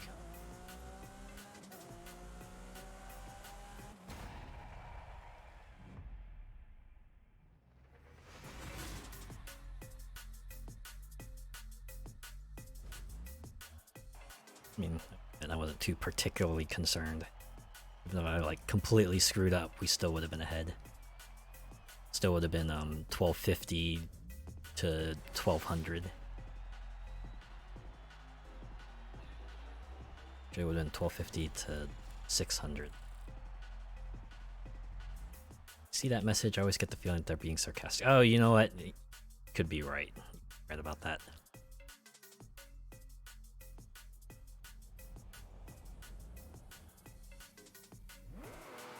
That said, again, I'll be charitable. Assume. Oh wait, this is it right here. Okay, yeah.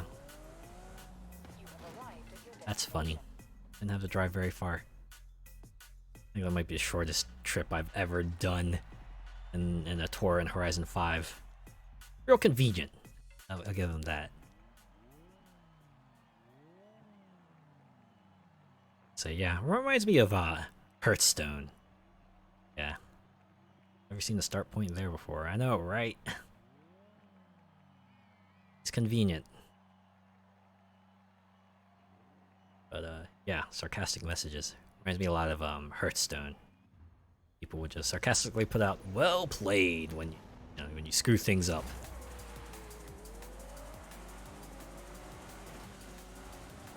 I think it got to a point where they updated like the messages to they removed one of them and just replaced it with like a wow emote, just like some sort of exclamation.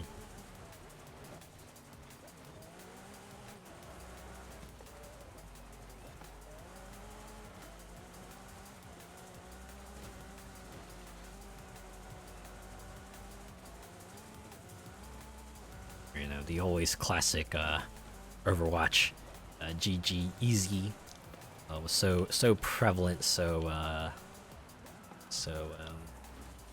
yeah, it was so prevalent that they eventually put in an automatic filter. Anyone who types in GG easy would instead send in a bunch of other canned messages that would be insulting towards the typer. Wee! You're doing fine. And we see here the painful limit of having just 2 link messages you can have per event type.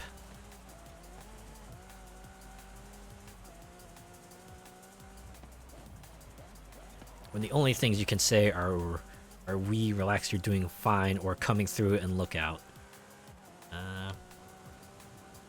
Yeah. Not too much you can communicate.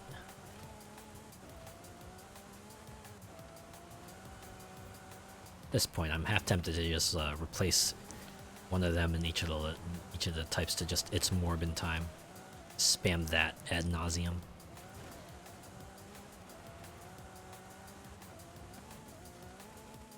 I've missed a checkpoint a few times when I've made a mistake. Yeah.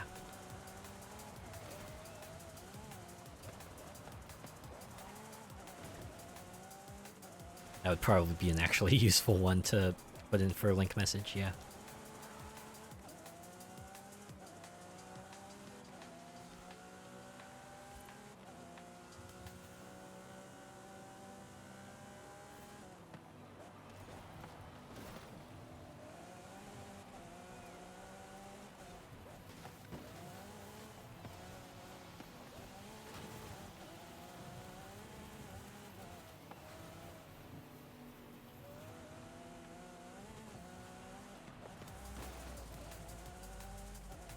Alright, making it to the 3rd lap.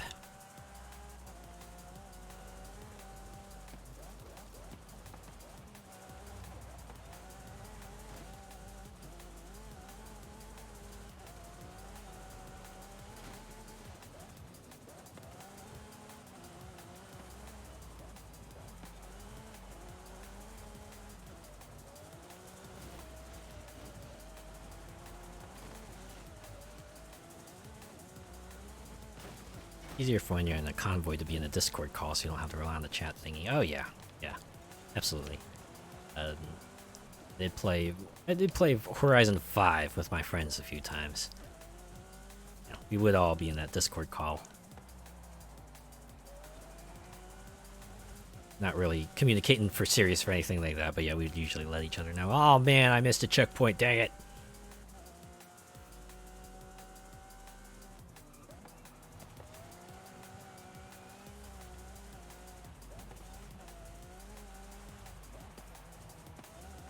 Hey, look at that, sun's rising. Racing at the crack of dawn, baby.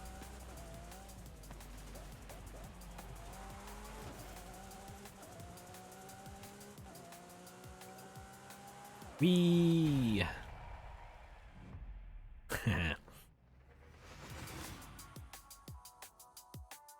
That's how I am with my club each week. Just goof off as we're racing. Yeah, that's basically us. Game is secondary. Primary is you just get together, shoot the breeze, talk about stuff.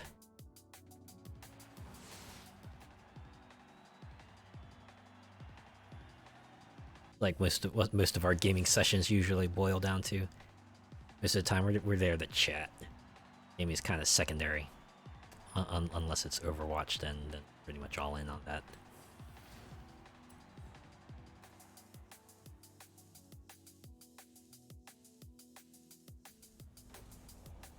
Oh wait, hold on. Did that card kind of like fall on top of me and then disappear? I love engine quirks sometimes.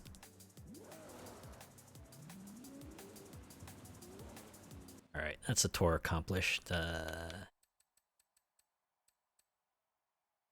Okay, these dailies I can do on my own time. Let's start up our final section here. We're gonna do a midnight battle. I can check out one of these are like. Not sure what's going on, but there's no stream sound at all. Oh boy. Sure have the desktop audio on this time. Let's see. How's it go? How's it? Hear anything this time?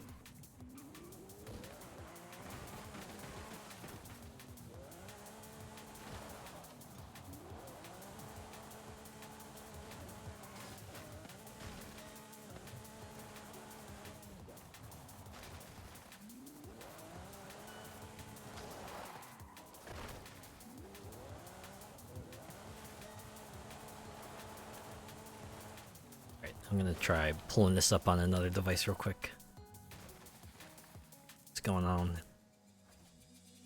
Hopefully we won't get like a recursion of sound, or if it happens, it's just gonna be real quick.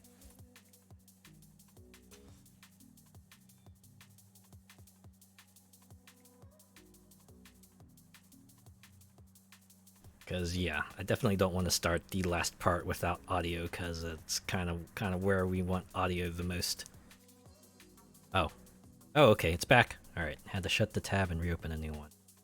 I've had that happen to me a few times when I'm using Chrome, where the audio would just like cut out from every source entirely, and it'll just require me to close the browser entirely before I can get it back. Or sometimes in more extreme cases, I would just have to restart my system entirely. But those tend to be few and far between. Most of the time, I don't have an issue with browsers. Okay, in that case. By the way, yes, you were right. Every episode of Bleach is on Disney Plus. Ah, I thought so. I remember reading that somewhere. I remember people being super shocked that Bleach was, of all things, was going to be on Disney Plus. Hopefully, it will enjoy a decent following there. All right, let's go battle for the 1971 Ford Mustang, shall we? Gotta pick a C-class car for this one. Rather than the Mustang, we probably should pick something fitting for the occasion, right? Pass by a few, I'll just look through my entire garage and see if it... Okay. Driving this one.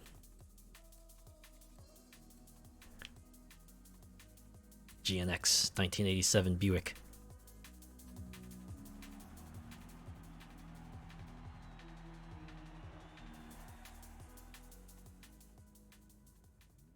Okay, wow, I got the people and everything. Setting this up like a proper ass street race. Appreciate that. Get ready.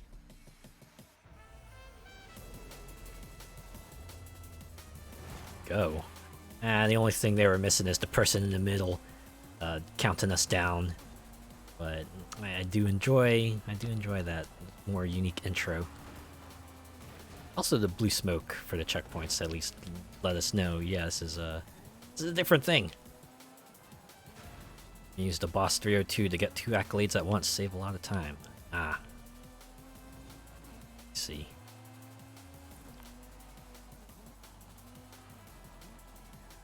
Well, these types of the sprint races tend to be pretty quick, so won't be too much trouble to go through it again with the right car for accolade.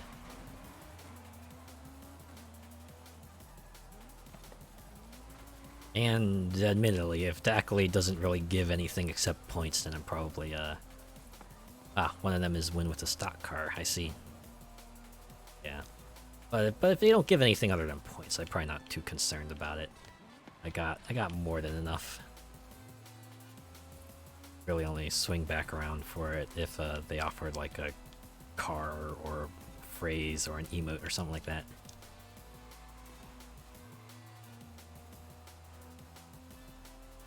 Otherwise, it's basically just for bragging rights, you think?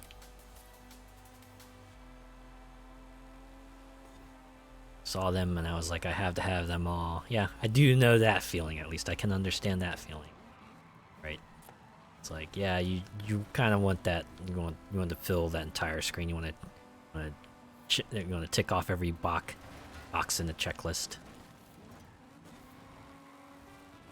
And at the very least, it does give you something to aim for. Right? If you enjoy the game, there's at least some sort of structure, something there for you that the game will recognize you doing.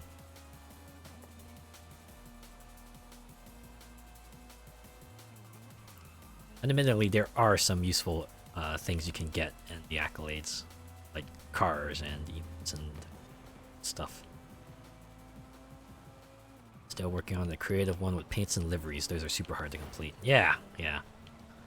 Especially since you can't control them entirely. You just have to be reliant on hoping that other people will pick your stuff up. I feel like at this stage in the game, that might be a pretty steep hill to climb.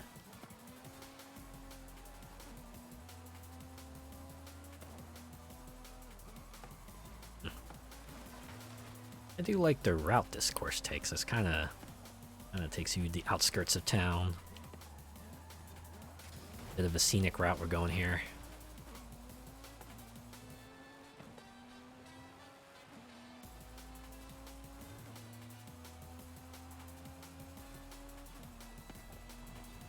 Purple smoke to indicate the finish line. Yeah, it's nice to have something new for these races. Yeah. Even if it's only like 4 of them, it's pretty cool.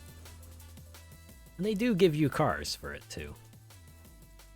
There's a fair amount of incentive to go through these midnight battles.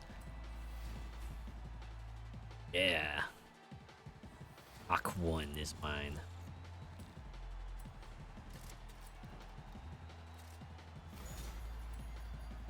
Anyways, that's a midnight battle. There's 3 more, but they play out pretty similarly. Different routes, different cars. That's a major change for them. Well, thanks, Scott. You shouldn't have. Let's get that car while we're at it. All right. Taken care of. Guess I actually have to do street races. Celica one has a lot of dirt roads. So. Okay, so I guess they only count street races post-update. I thought maybe... I wasn't gonna do any more. Let's finish off the night with a look at the Horizon story, shall we? Horizon 10th Anniversary Tribute, Horizon Origins. Start off with a recreation of the Horizon Mexico intro, which is kind of amusing considering that, played through the intro at the start of the game, but I guess it's nice to have a revisit to it. The best part about this is the story that kind of just starts up right away. Okay, we do get this quick flash through the cover cars of the past 4 games. See here the Dodge Viper, the Centenario, the other 2. And we come here with our AMG one. Yeah, you remember the intro to Horizon 5? Yeah.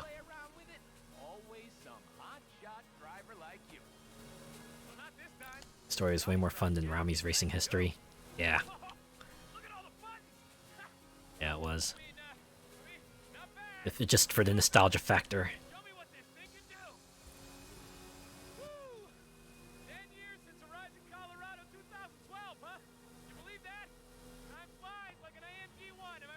I know, right? Holy shit. 10 years.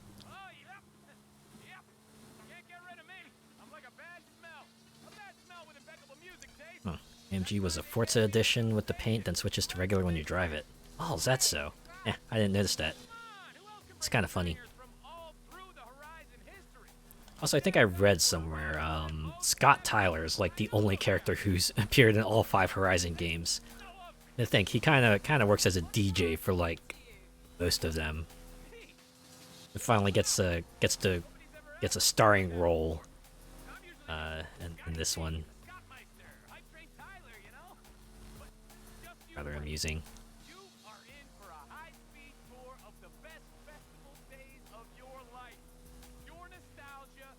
He's been on Base Arena since Colorado. Yeah, I read about that.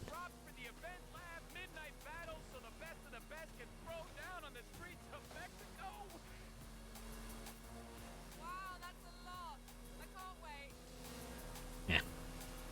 The best part is this chapter of the Horizon story is like the first thing you play.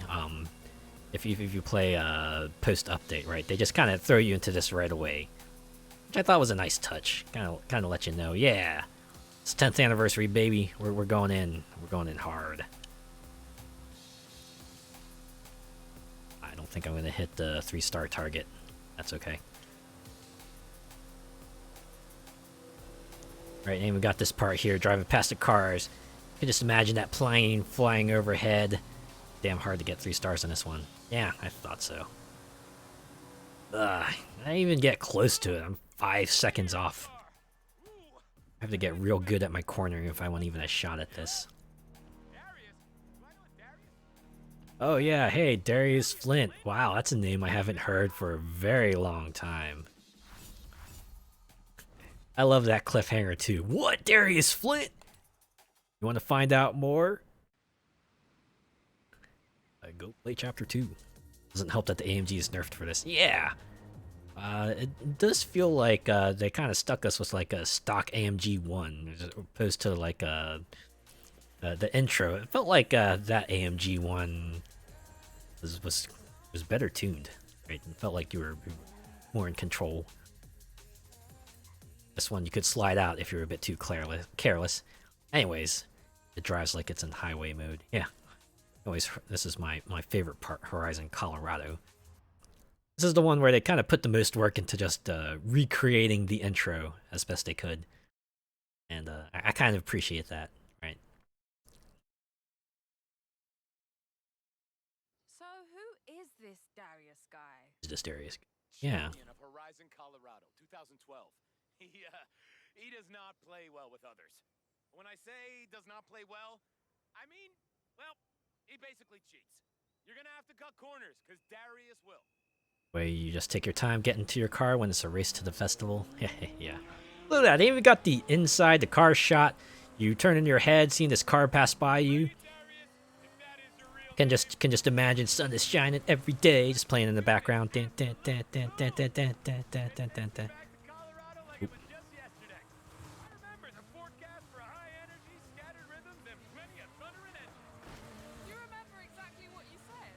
Yeah, it's kind of that weird. Yeah, it's been 10 years, I guess. You kind of reminds you of the good times, right?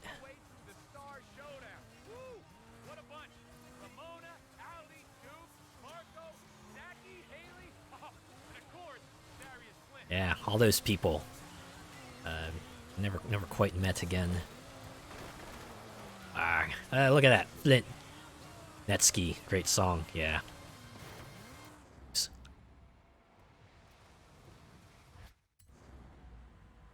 No, Flint the cheater man. Cut through the grass. The same thing I've been doing this entire race. How dare he? So yeah, in the first week. Oh. Try that again. Okay. That up. I mean, this part doesn't quite matter because it's not the rated section. Wait, whoa! I just suddenly got shunted to the left for some reason. But yeah, week 1, this stage was available for the entire week. This was pretty fun. I wish they'd put Base 4 by the hacker from Forza Horizon 1. It usually played when you were at the auto show. Yeah, would have been a nice nostalgia trip. I wonder what happens when if I finish second for this event. Would they make me redo it? They make me redo the segment. Oops. Then again, it's not like it mattered within Horizon 1 anyway. It's just a taste of power. It was there to kind of let you drive a high-end vehicle before you got into your little rinky-dink starter car.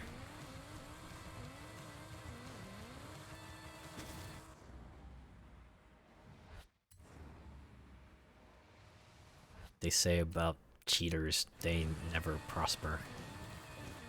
Unless you're me. Oh man, that's a lot of rocks. Okay, I steered more to the left this time. Yeah, swing back around there so I can get back on the road.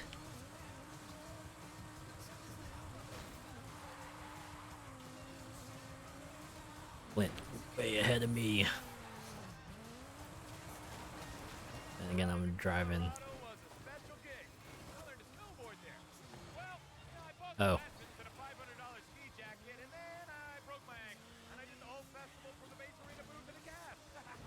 Yeah.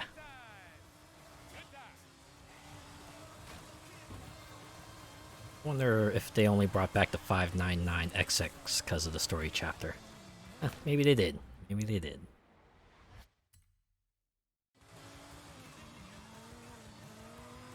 Probably be a good excuse for them to do so. Kid, I may have done a little bit too much trash talking on the phone. Now I really need you to win. Oh, I guess, okay. So they actually want me to win this. Alright, fine. I'll do that. I'll get to watch this part again. Oh boy, I see my model is lagging. Bring it, Darius, if that is your real name. Hopefully. Listen to this absolute tune. It takes me back to Colorado like it was just yesterday. I remember the forecast for high energy, scattered rhythms, and plenty of OMG, that song. Do you remember exactly what you said? Yeah, probably would help if I did not hit defense, the entirety of defense. Why? Is that weird? You know, back in the Colorado days, Oh yeah, here's what I see. Yep. the Horizon Heat. Good old Horizon 4. Rising champion. To get there, you had to work your way through the Star Showdown. Woo! What a bunch. Ramona, Ali, Duke, Just wait till we get to that chapter. and of course, Darius Flint. Man, Colorado was beautiful, but Mexico? Oh, Mexico just looks better somehow, you know? More real. Remember picking up your gold wristband from Alice Hart at Race Central? I don't, actually. You're thinking of someone else. Right. Who was that kid? Pale guy, white shirt. Didn't talk much, just like you. Yes, whatever happened to our Forza Horizon 1 pro tag became of them. Kinda just disappeared into the night. I think that was probably one of my fave initial drives. White shirt, say much. You. Yeah, well, you know, some people think I talk too much. Aha. A little meta there, aren't we? First? Okay, we're still first. I wonder if they did a difficulty adjustment for retrying.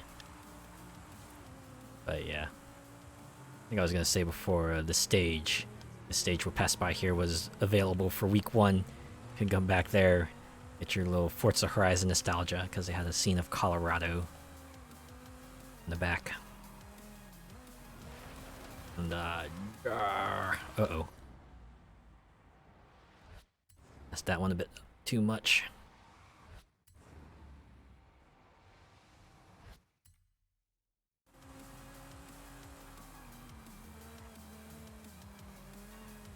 That's a lot of time in that canyon. Yeah.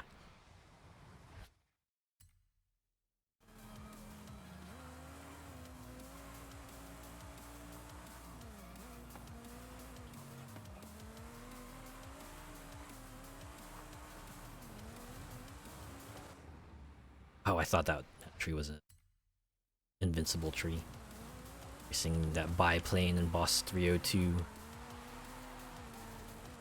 Okay, yeah, swerving too much for that section.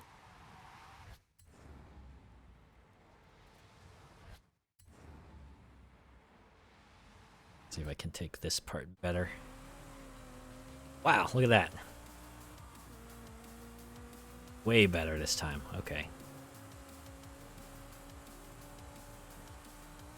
Horizon, Colorado was a special gig. I learned to snowboard Alright, there. time to use my cheater powers. Bought some lessons and a $500 ski jacket, and then I broke my ankle. And I did the Yep, typical Viper, sideways in a cloud of smoke and yeeting you into a field. whole festival from the base arena booth in a cab. Good times. Good times. Ah, look at me. Took a shortcut. Eat it. This is what happens when you don't have checkpoints.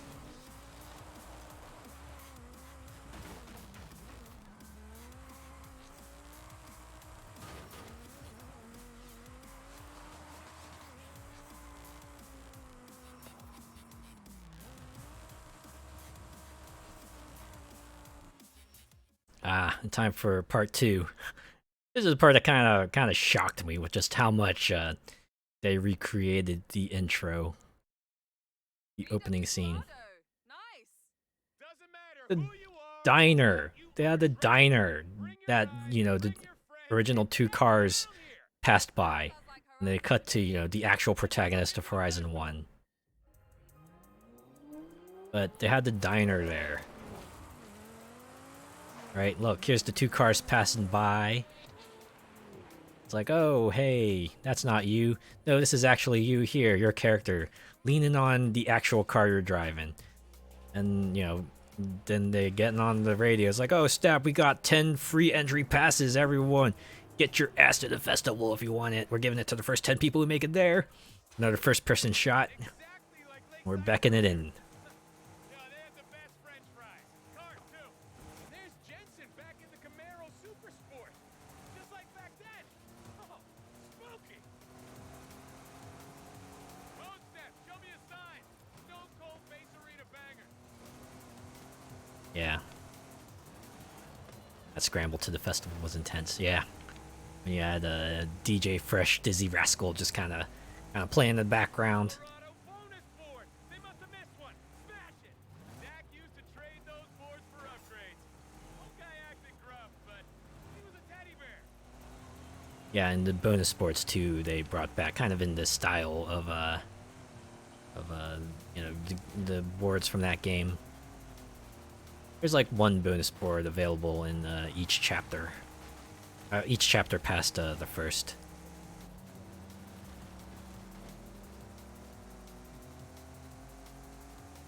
Hey, I know that water tower. How'd they get it here?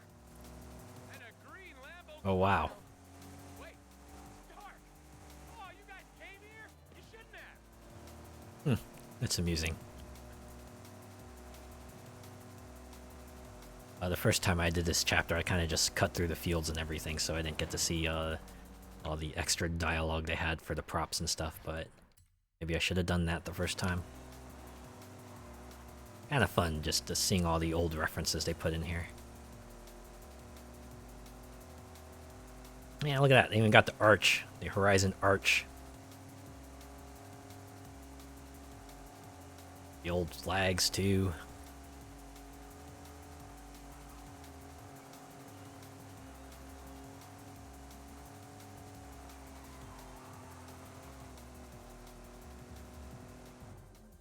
Nice, kid. And we don't do wristbands anymore. but I will totally make you a friendship bracelet if you want one. Aww, Make a goal for you, superstar. it's awfully sweet of you. Although I'm still waiting to hear what Horizon means to you. Still working on it. I do meditation now. Watching you race helps too. I'm sure I'll have an answer soon. Yeah, I'm sure you will. Might be 3 chapters, 3-4 chapters. They could have had the rivals from Forza Horizon 1 in that race. Eh, they could have. Although, I guess, spoilers. Flint is no longer relevant to the chapter. They kind of just stuck the name on the car for that one bit just to recreate the intro. That's the last we'll see of him. Although it was a pretty amusing look for anything. Alright, I'm gonna pause real quick because I want to see if I can perhaps fix my model, so I'll be right back.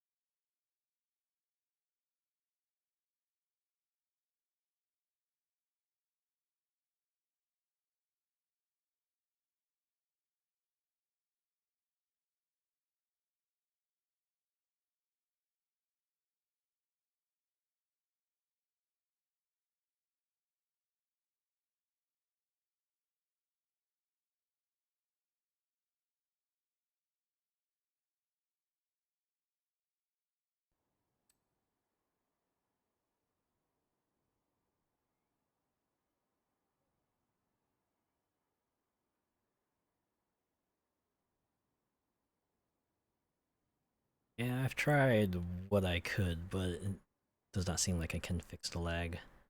Just have to deal with laggy model for the rest of tonight. Said only 3 more chapters in this Horizon story. So I think manage. Alright, so what's happening?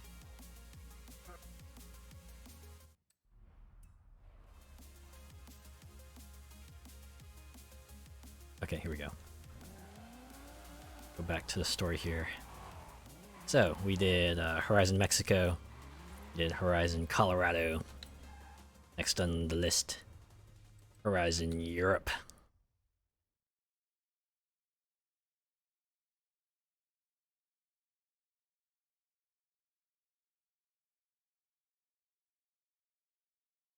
We are setting up our Horizon Europe tribute, and the boat has just come in. The boat that you do not see. It's totally off screen. It's there. Life is a road trip. Head for the festival, or in this case, street scene outpost. When you reach the road, you can put your foot down.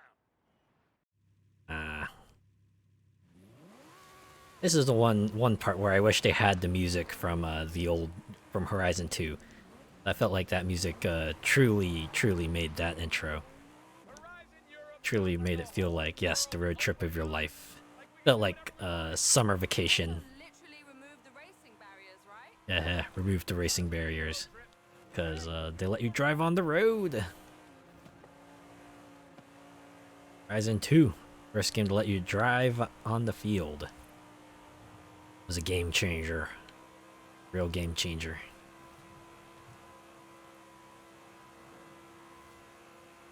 Castelletto to Nice, Sisteron to Montalino, San Martin to San Giovanni. You remember Oh all wow, I that? just How could I batted forget? that car out of the way. Sunrise over the ocean. Nothing like blasting through Italy in the supercar. I know, right? Forest in an Audi Quattro. Woo! Just felt fitting. It was all super fitting. Kinda made a thing out of it. I Oh yeah, the bucket list. That was the game to introduce the bucket list, which essentially yeah. challenges, right? They were basically challenges. Oh, there was this one against the train and Sisteron. Ah, and the showcases. Steam ahead. Gonna be some commotion. Whoa, commotion. Some people prefer my early material. And for the finale, we did this gigantic road race across half of France and Italy. Yeah, I remember that. Arena records. It was crazy. Yeah, I miss Ben and Ash and the whole crew from Horizon Europe. Early version of the Super 7. Indeed, it was. From the garage with her Uncle Dak from Horizon, Colorado. Ben stepped down near the end of the festival. I think he's selling hot dogs back at the UK festival. That was the part I was talking about. It's like, oh hey, where are these incidental characters from the old Horizon games? Here's what they're doing now. Right? It's like it's a throwaway line, but I don't know. This is kind of a fun acknowledgement that hey, these people are inhabit a bigger world, I guess. See if we can just cut through here.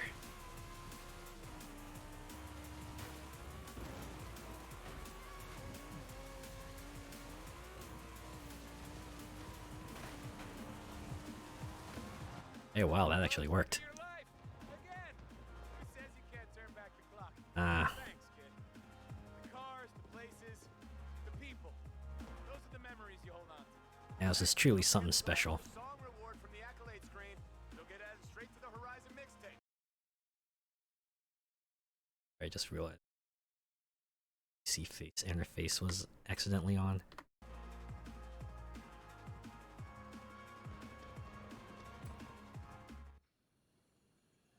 Oof. All right. I think this is like the most scuff I've been in on stream. Got a crash earlier, and now we're models in Lag Town. It's okay. The game's still running properly to an extent. Hopefully, it will hold for our little tribute through Horizon Australia and Horizon UK.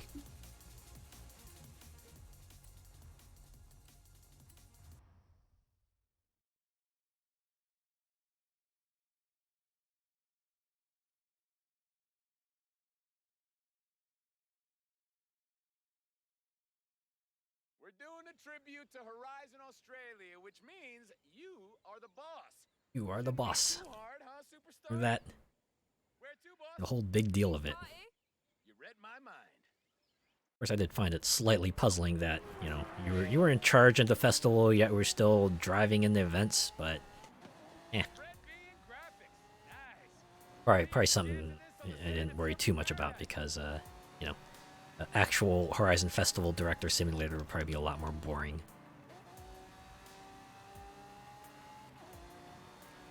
Aussie bonus board. Ha, I am.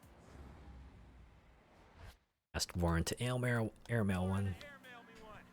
Yeah.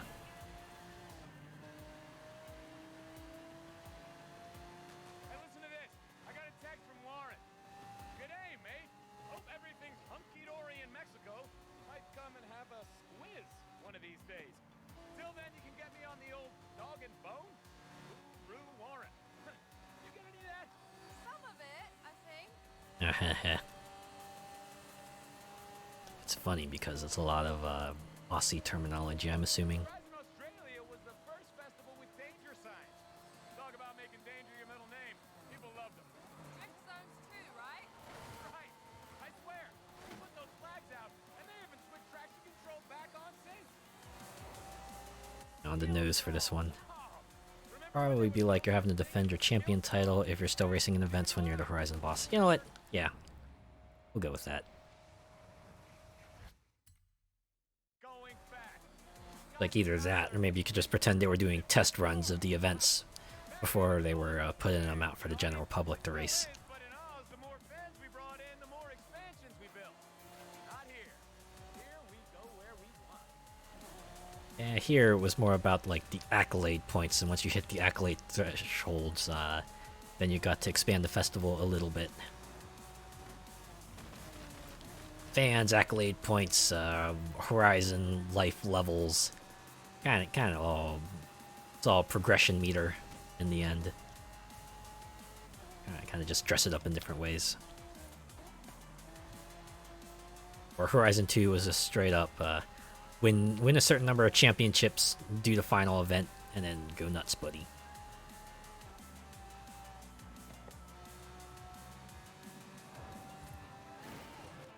Alright, time for part 2. The actual proper rated part of this chapter. I remember when I said earlier about the part with the section with Warren. Yeah. Can you do the voice? Yeah, no. Good idea. I agree with that, Scott and player character. Yeah, we're in the part where the truck kind of bursts through, and then you're driving on the beach. Oh, go, Yeah. Oh, sun setting. Quick, say something cool. Camber on those front wheels, though. Yeah, yeah. I got it. End of another long day here on Base Arena. Time for your buddy Scott to hang up his mic, punch out, tuck himself in. Except this is Horizon, baby. And when the sun goes down, the party just gets started. Is that so? That was great. Wow. Yeah, I do this for a living, kid. 360. Did a 360. I totally planned to do that. Drive straight. Yo. Think. Alright. Time for a beachside drive. The only thing this place is missing is a high cliff alongside this beach. Oh, you should have seen the car meet at Horizon Australia. They covered this whole outback airstrip, and there were custom paint jobs, tricked out engines, vintage classics, even a drag strip. And after dark, there was this whole street racing underground. The family now. The good old midnight battles. Back to Mexico. Yeah, Maybe that's what Horizon is about. The community. the community. No, not yet. But I'm close to a Oh, there's still one more chapter. Go to Hot Wheels Island. Good old Hot Wheels Island. part of me still thinks that was a dream. I think that's what a lot of people said. Oh, but Yeah, haha. get it? Oh, stop. By the way, check out Event Lab. It was ice to meet the mountain. The Horizon Oz props department. Thank me later. I think I will, yeah. So close to the 3-star target. Not even cutting that corner. Got me through. All right. So, who has the better beaches? Australia or Mexico? Yeah. Ah, don't make me choose. It's actually kind of... Even Australia was hard. I'm not sure I want to do it. If Mexico had like a beachside playground, Mexico. We never left. that would have been cool. Oh yeah. Nice. Yeah, nice. Alright, here we go. Australia tribute done. Now we got the last one, the UK tribute. This one they actually put a decent amount of effort into too. I can appreciate what they try to do with it. Although I think since we're in a streamer mode, we probably won't be able to hear the music associated with it. This was the one chapter they actually managed to bring back the music from Forza Horizon 4, but I don't know if it'll play in streamer. Back to my home. Ah, yeah. Be nice.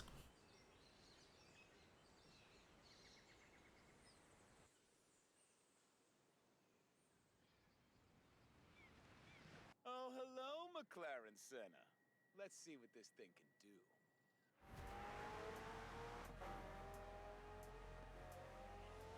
do. You know what? If they had to play a song, it might as well be Metric's Route 99, right?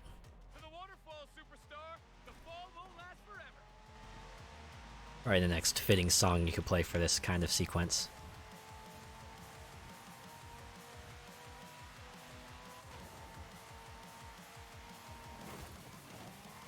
Just had to get in front of me. Oh, purple UK bonus board! Smash it, governor! I want to apologize for that whole I can't understand a word you British people are saying. Yeah. It's okay. I can't understand you either. I really like this one ever since I heard it on the teaser demo they did on live stream. Yeah. UK was the greatest.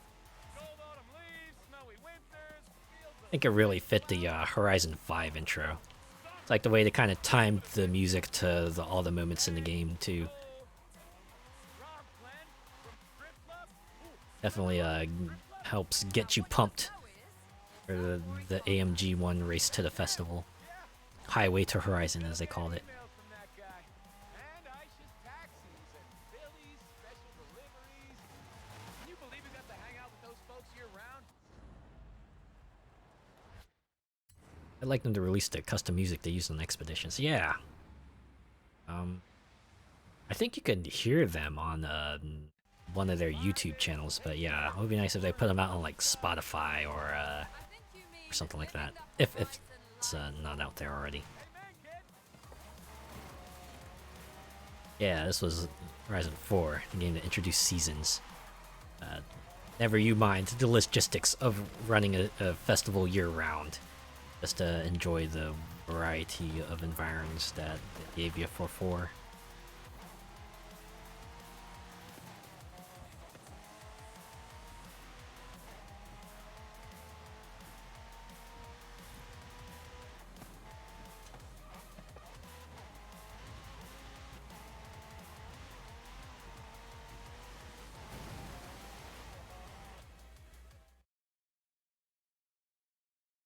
Admittedly, the transitions in this chapter is not as smooth as they are in Forza Horizon 4's intro, but I can at least dedicate went through a bit of effort to try to, recreate the kind of 4 seasons preview that Horizon 4 did to you. How convenient. Of course, since it's winter, they gotta take you to the top of Grand Caldera during the cold season, because that's the only place where snow really appears. Festival that never ends, and yeah, no end game once you finish everything. Yeah, that was kind of the thing I noticed, right? It's like wasn't even like a conclusion to it. It was just like you reach one of the end game races and the event types, and like, cool. Did you earn car masteries back in the UK? I do this for a living, Scott. Car masteries. Kingfisher Cottage, Bamber Castle. Whatever happened to your residences back home anyway? They're open to any Horizon racer who needs them. Feels like the fashion got a lot more interesting at Horizon UK, or was that just me? I still own that chicken suit. Chicken suit. Gonna ask about Fortune Island. You didn't happen to, leave any of those million credit chests laying around, did you? Are credits even worth anything in real world currency? Cool. Cool. That's fine. And our other little trip. Maybe you brought something back from... I don't have any Lego for you, Scott. Lame. They can actually say Lego. That's amusing for me. Out of all those houses to Gables was my fave. Yeah. Horizon 4 had like a variety of interesting properties for you to pick up. I remember one castle you could get to that was basically like, the end game money sink. Just like Horizon 4 ends with a jump onto the frozen lake. Now we'll transition to the next part. Nice and central for the motorway and the festival. Yeah.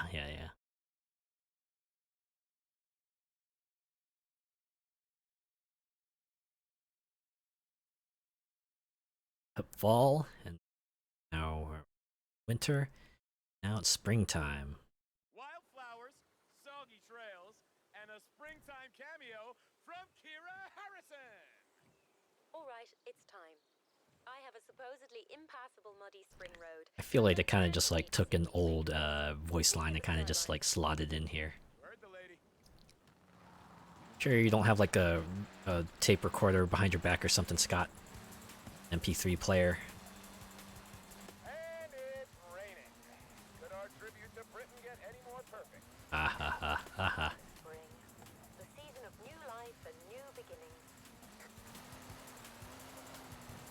Kind of miss her voice during the new seasons. Yeah.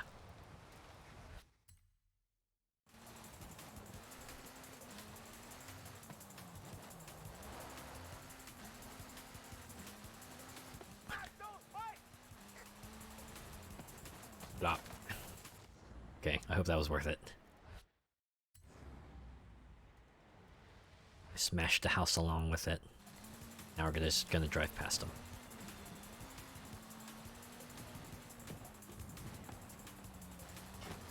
Should have kept her and got rid of that annoying Jaimin. Yeah.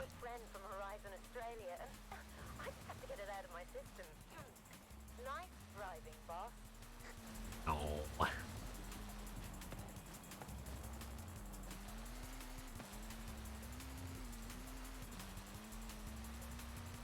It's like Horizon 4, we end with a one last jump.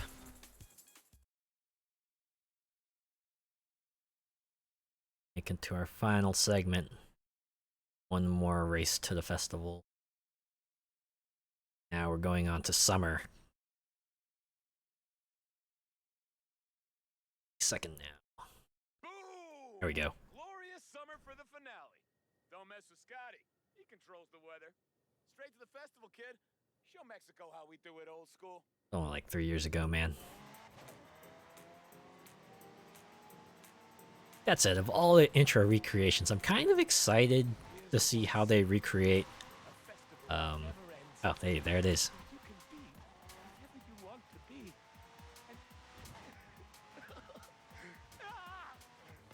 I'm sorry, it's just it still gets me. There you go. There's the line. He said the thing.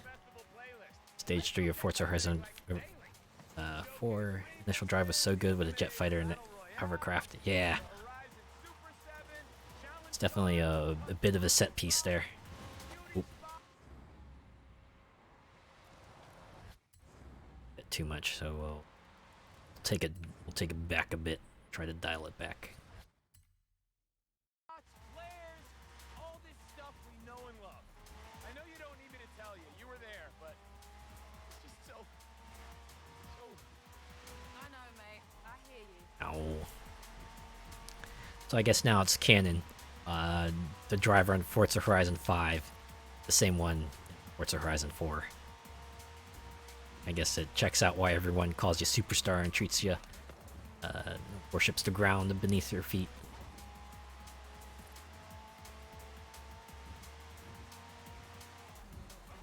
It's hashtag Forzathon. So strap in, put your accelerator foot down. Whoa, is it Forzathon? Sorry, just seeing if the old announcer voice. Ah, good old Forzathon. Yep, it'll work. I remember Forzathon. It was kind of nice just having, like, you know, a small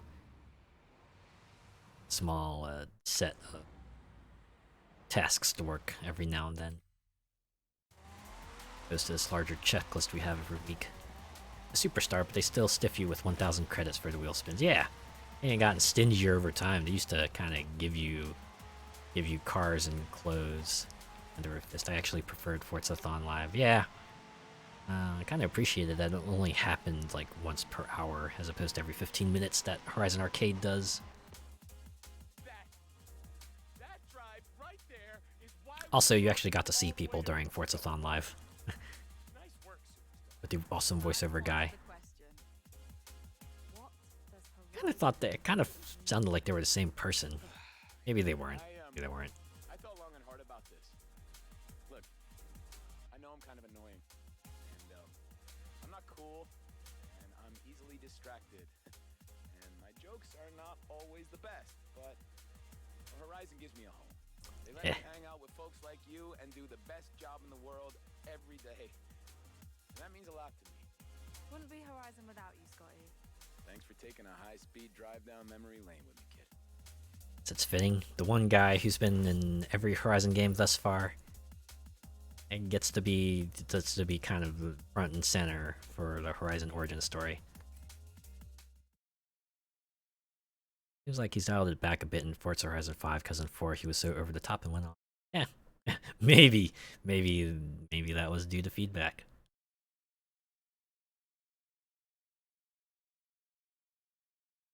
Uh-oh. Save icon that's frozen.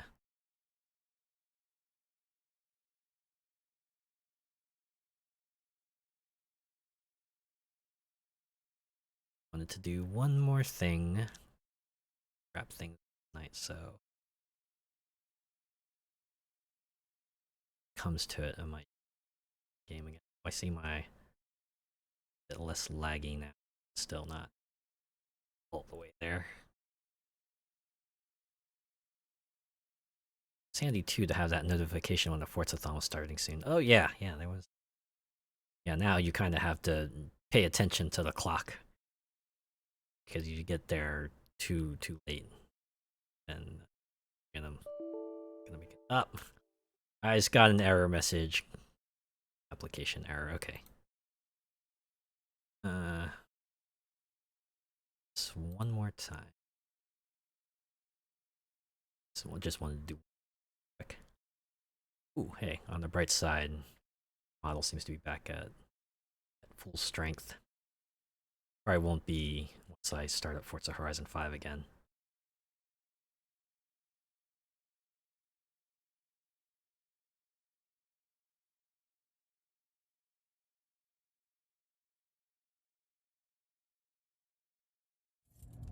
It's kind of weird. It got super laggy.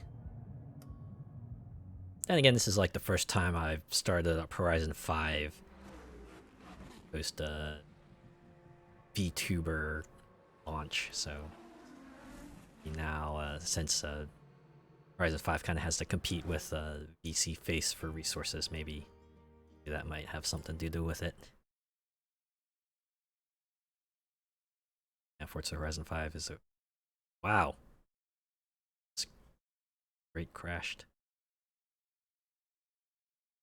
Okay, you know what? Case. We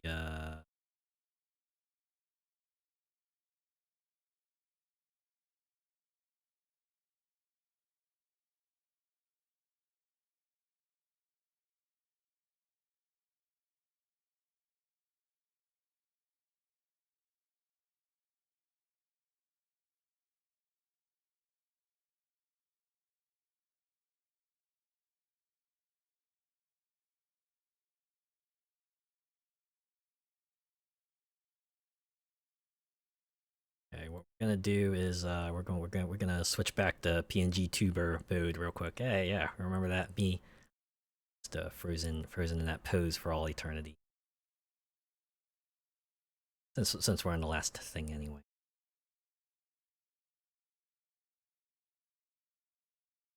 Which I don't even know if it's gonna be worth it, but I'm gonna do it anyway. I've gotten this far.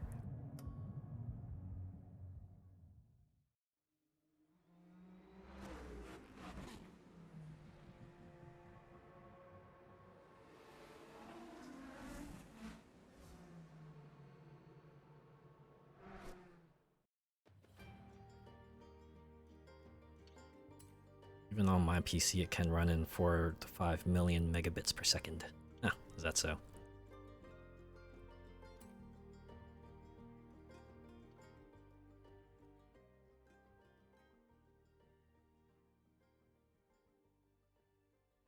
Alright, maybe next time when I start up Forza Horizon 5 and I do this concurrently with VC Face, I'll just turn down the graphics. Maybe that'll help. And again, it worked well for like the first... Maybe a bit rough at times when you're around Guanajuato. See, yeah. Alright. Welcome back, Goose. Let's see. Lamborghinis. Gonna pick the Hurricane. Horizon 2 cover car.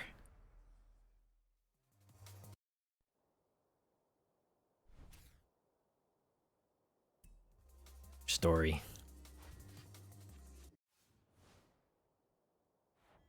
Guess we'll take a quick detour through the barn. We'll get ourselves a car. See, you left the stock paint like I did. Yeah. I mean, gotta do ourselves a proper Ass Horizon 2 tribute. We gotta leave it like the way they did on the cover.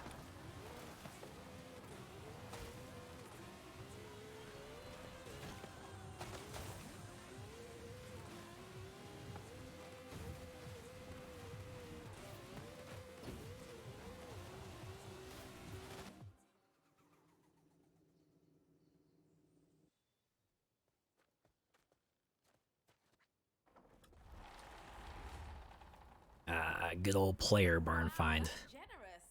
Well, just the spirit of Horizon, isn't it? Shall we send a thank you? Cars being passed around like hot potatoes. Just the spirit of Horizon. Ooh. Be exciting that I not already owned one.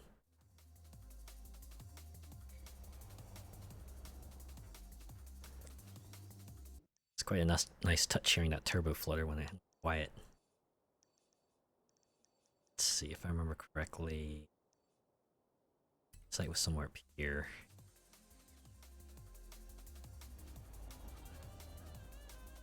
Sure I'm facing the right way. Okay. If I can come across it. I remember spotting it before. Out here. Oops. Nope, that's just a house. Well, it's definitely on a road. Or just stick with the road. I'll eventually come across it.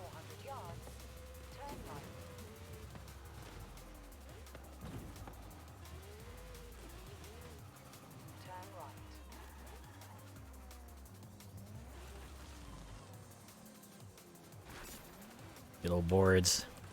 Each week they have 10 boards kind of hiding around the area where they left the Horizon Tribute site.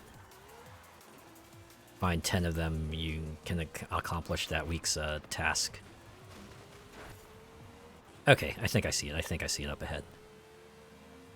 Yeah. Here it is. Each week.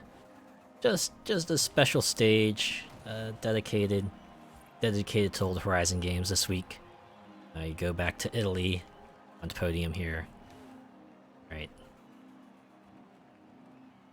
Last week, Colorado. Imagine the next 2 weeks we'll see our UK and our Australia and UK stages. Let's see, we'll set cosmetic damage.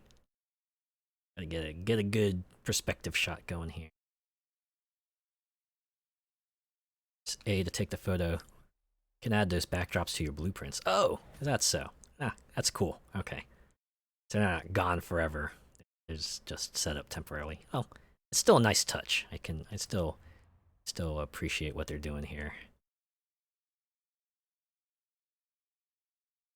The watermark. Or right seems about right. Go ahead, save this photo. Page 2.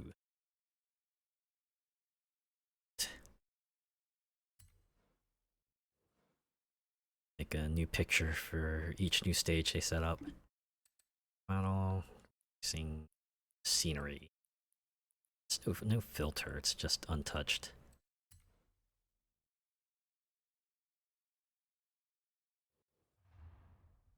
Yeah.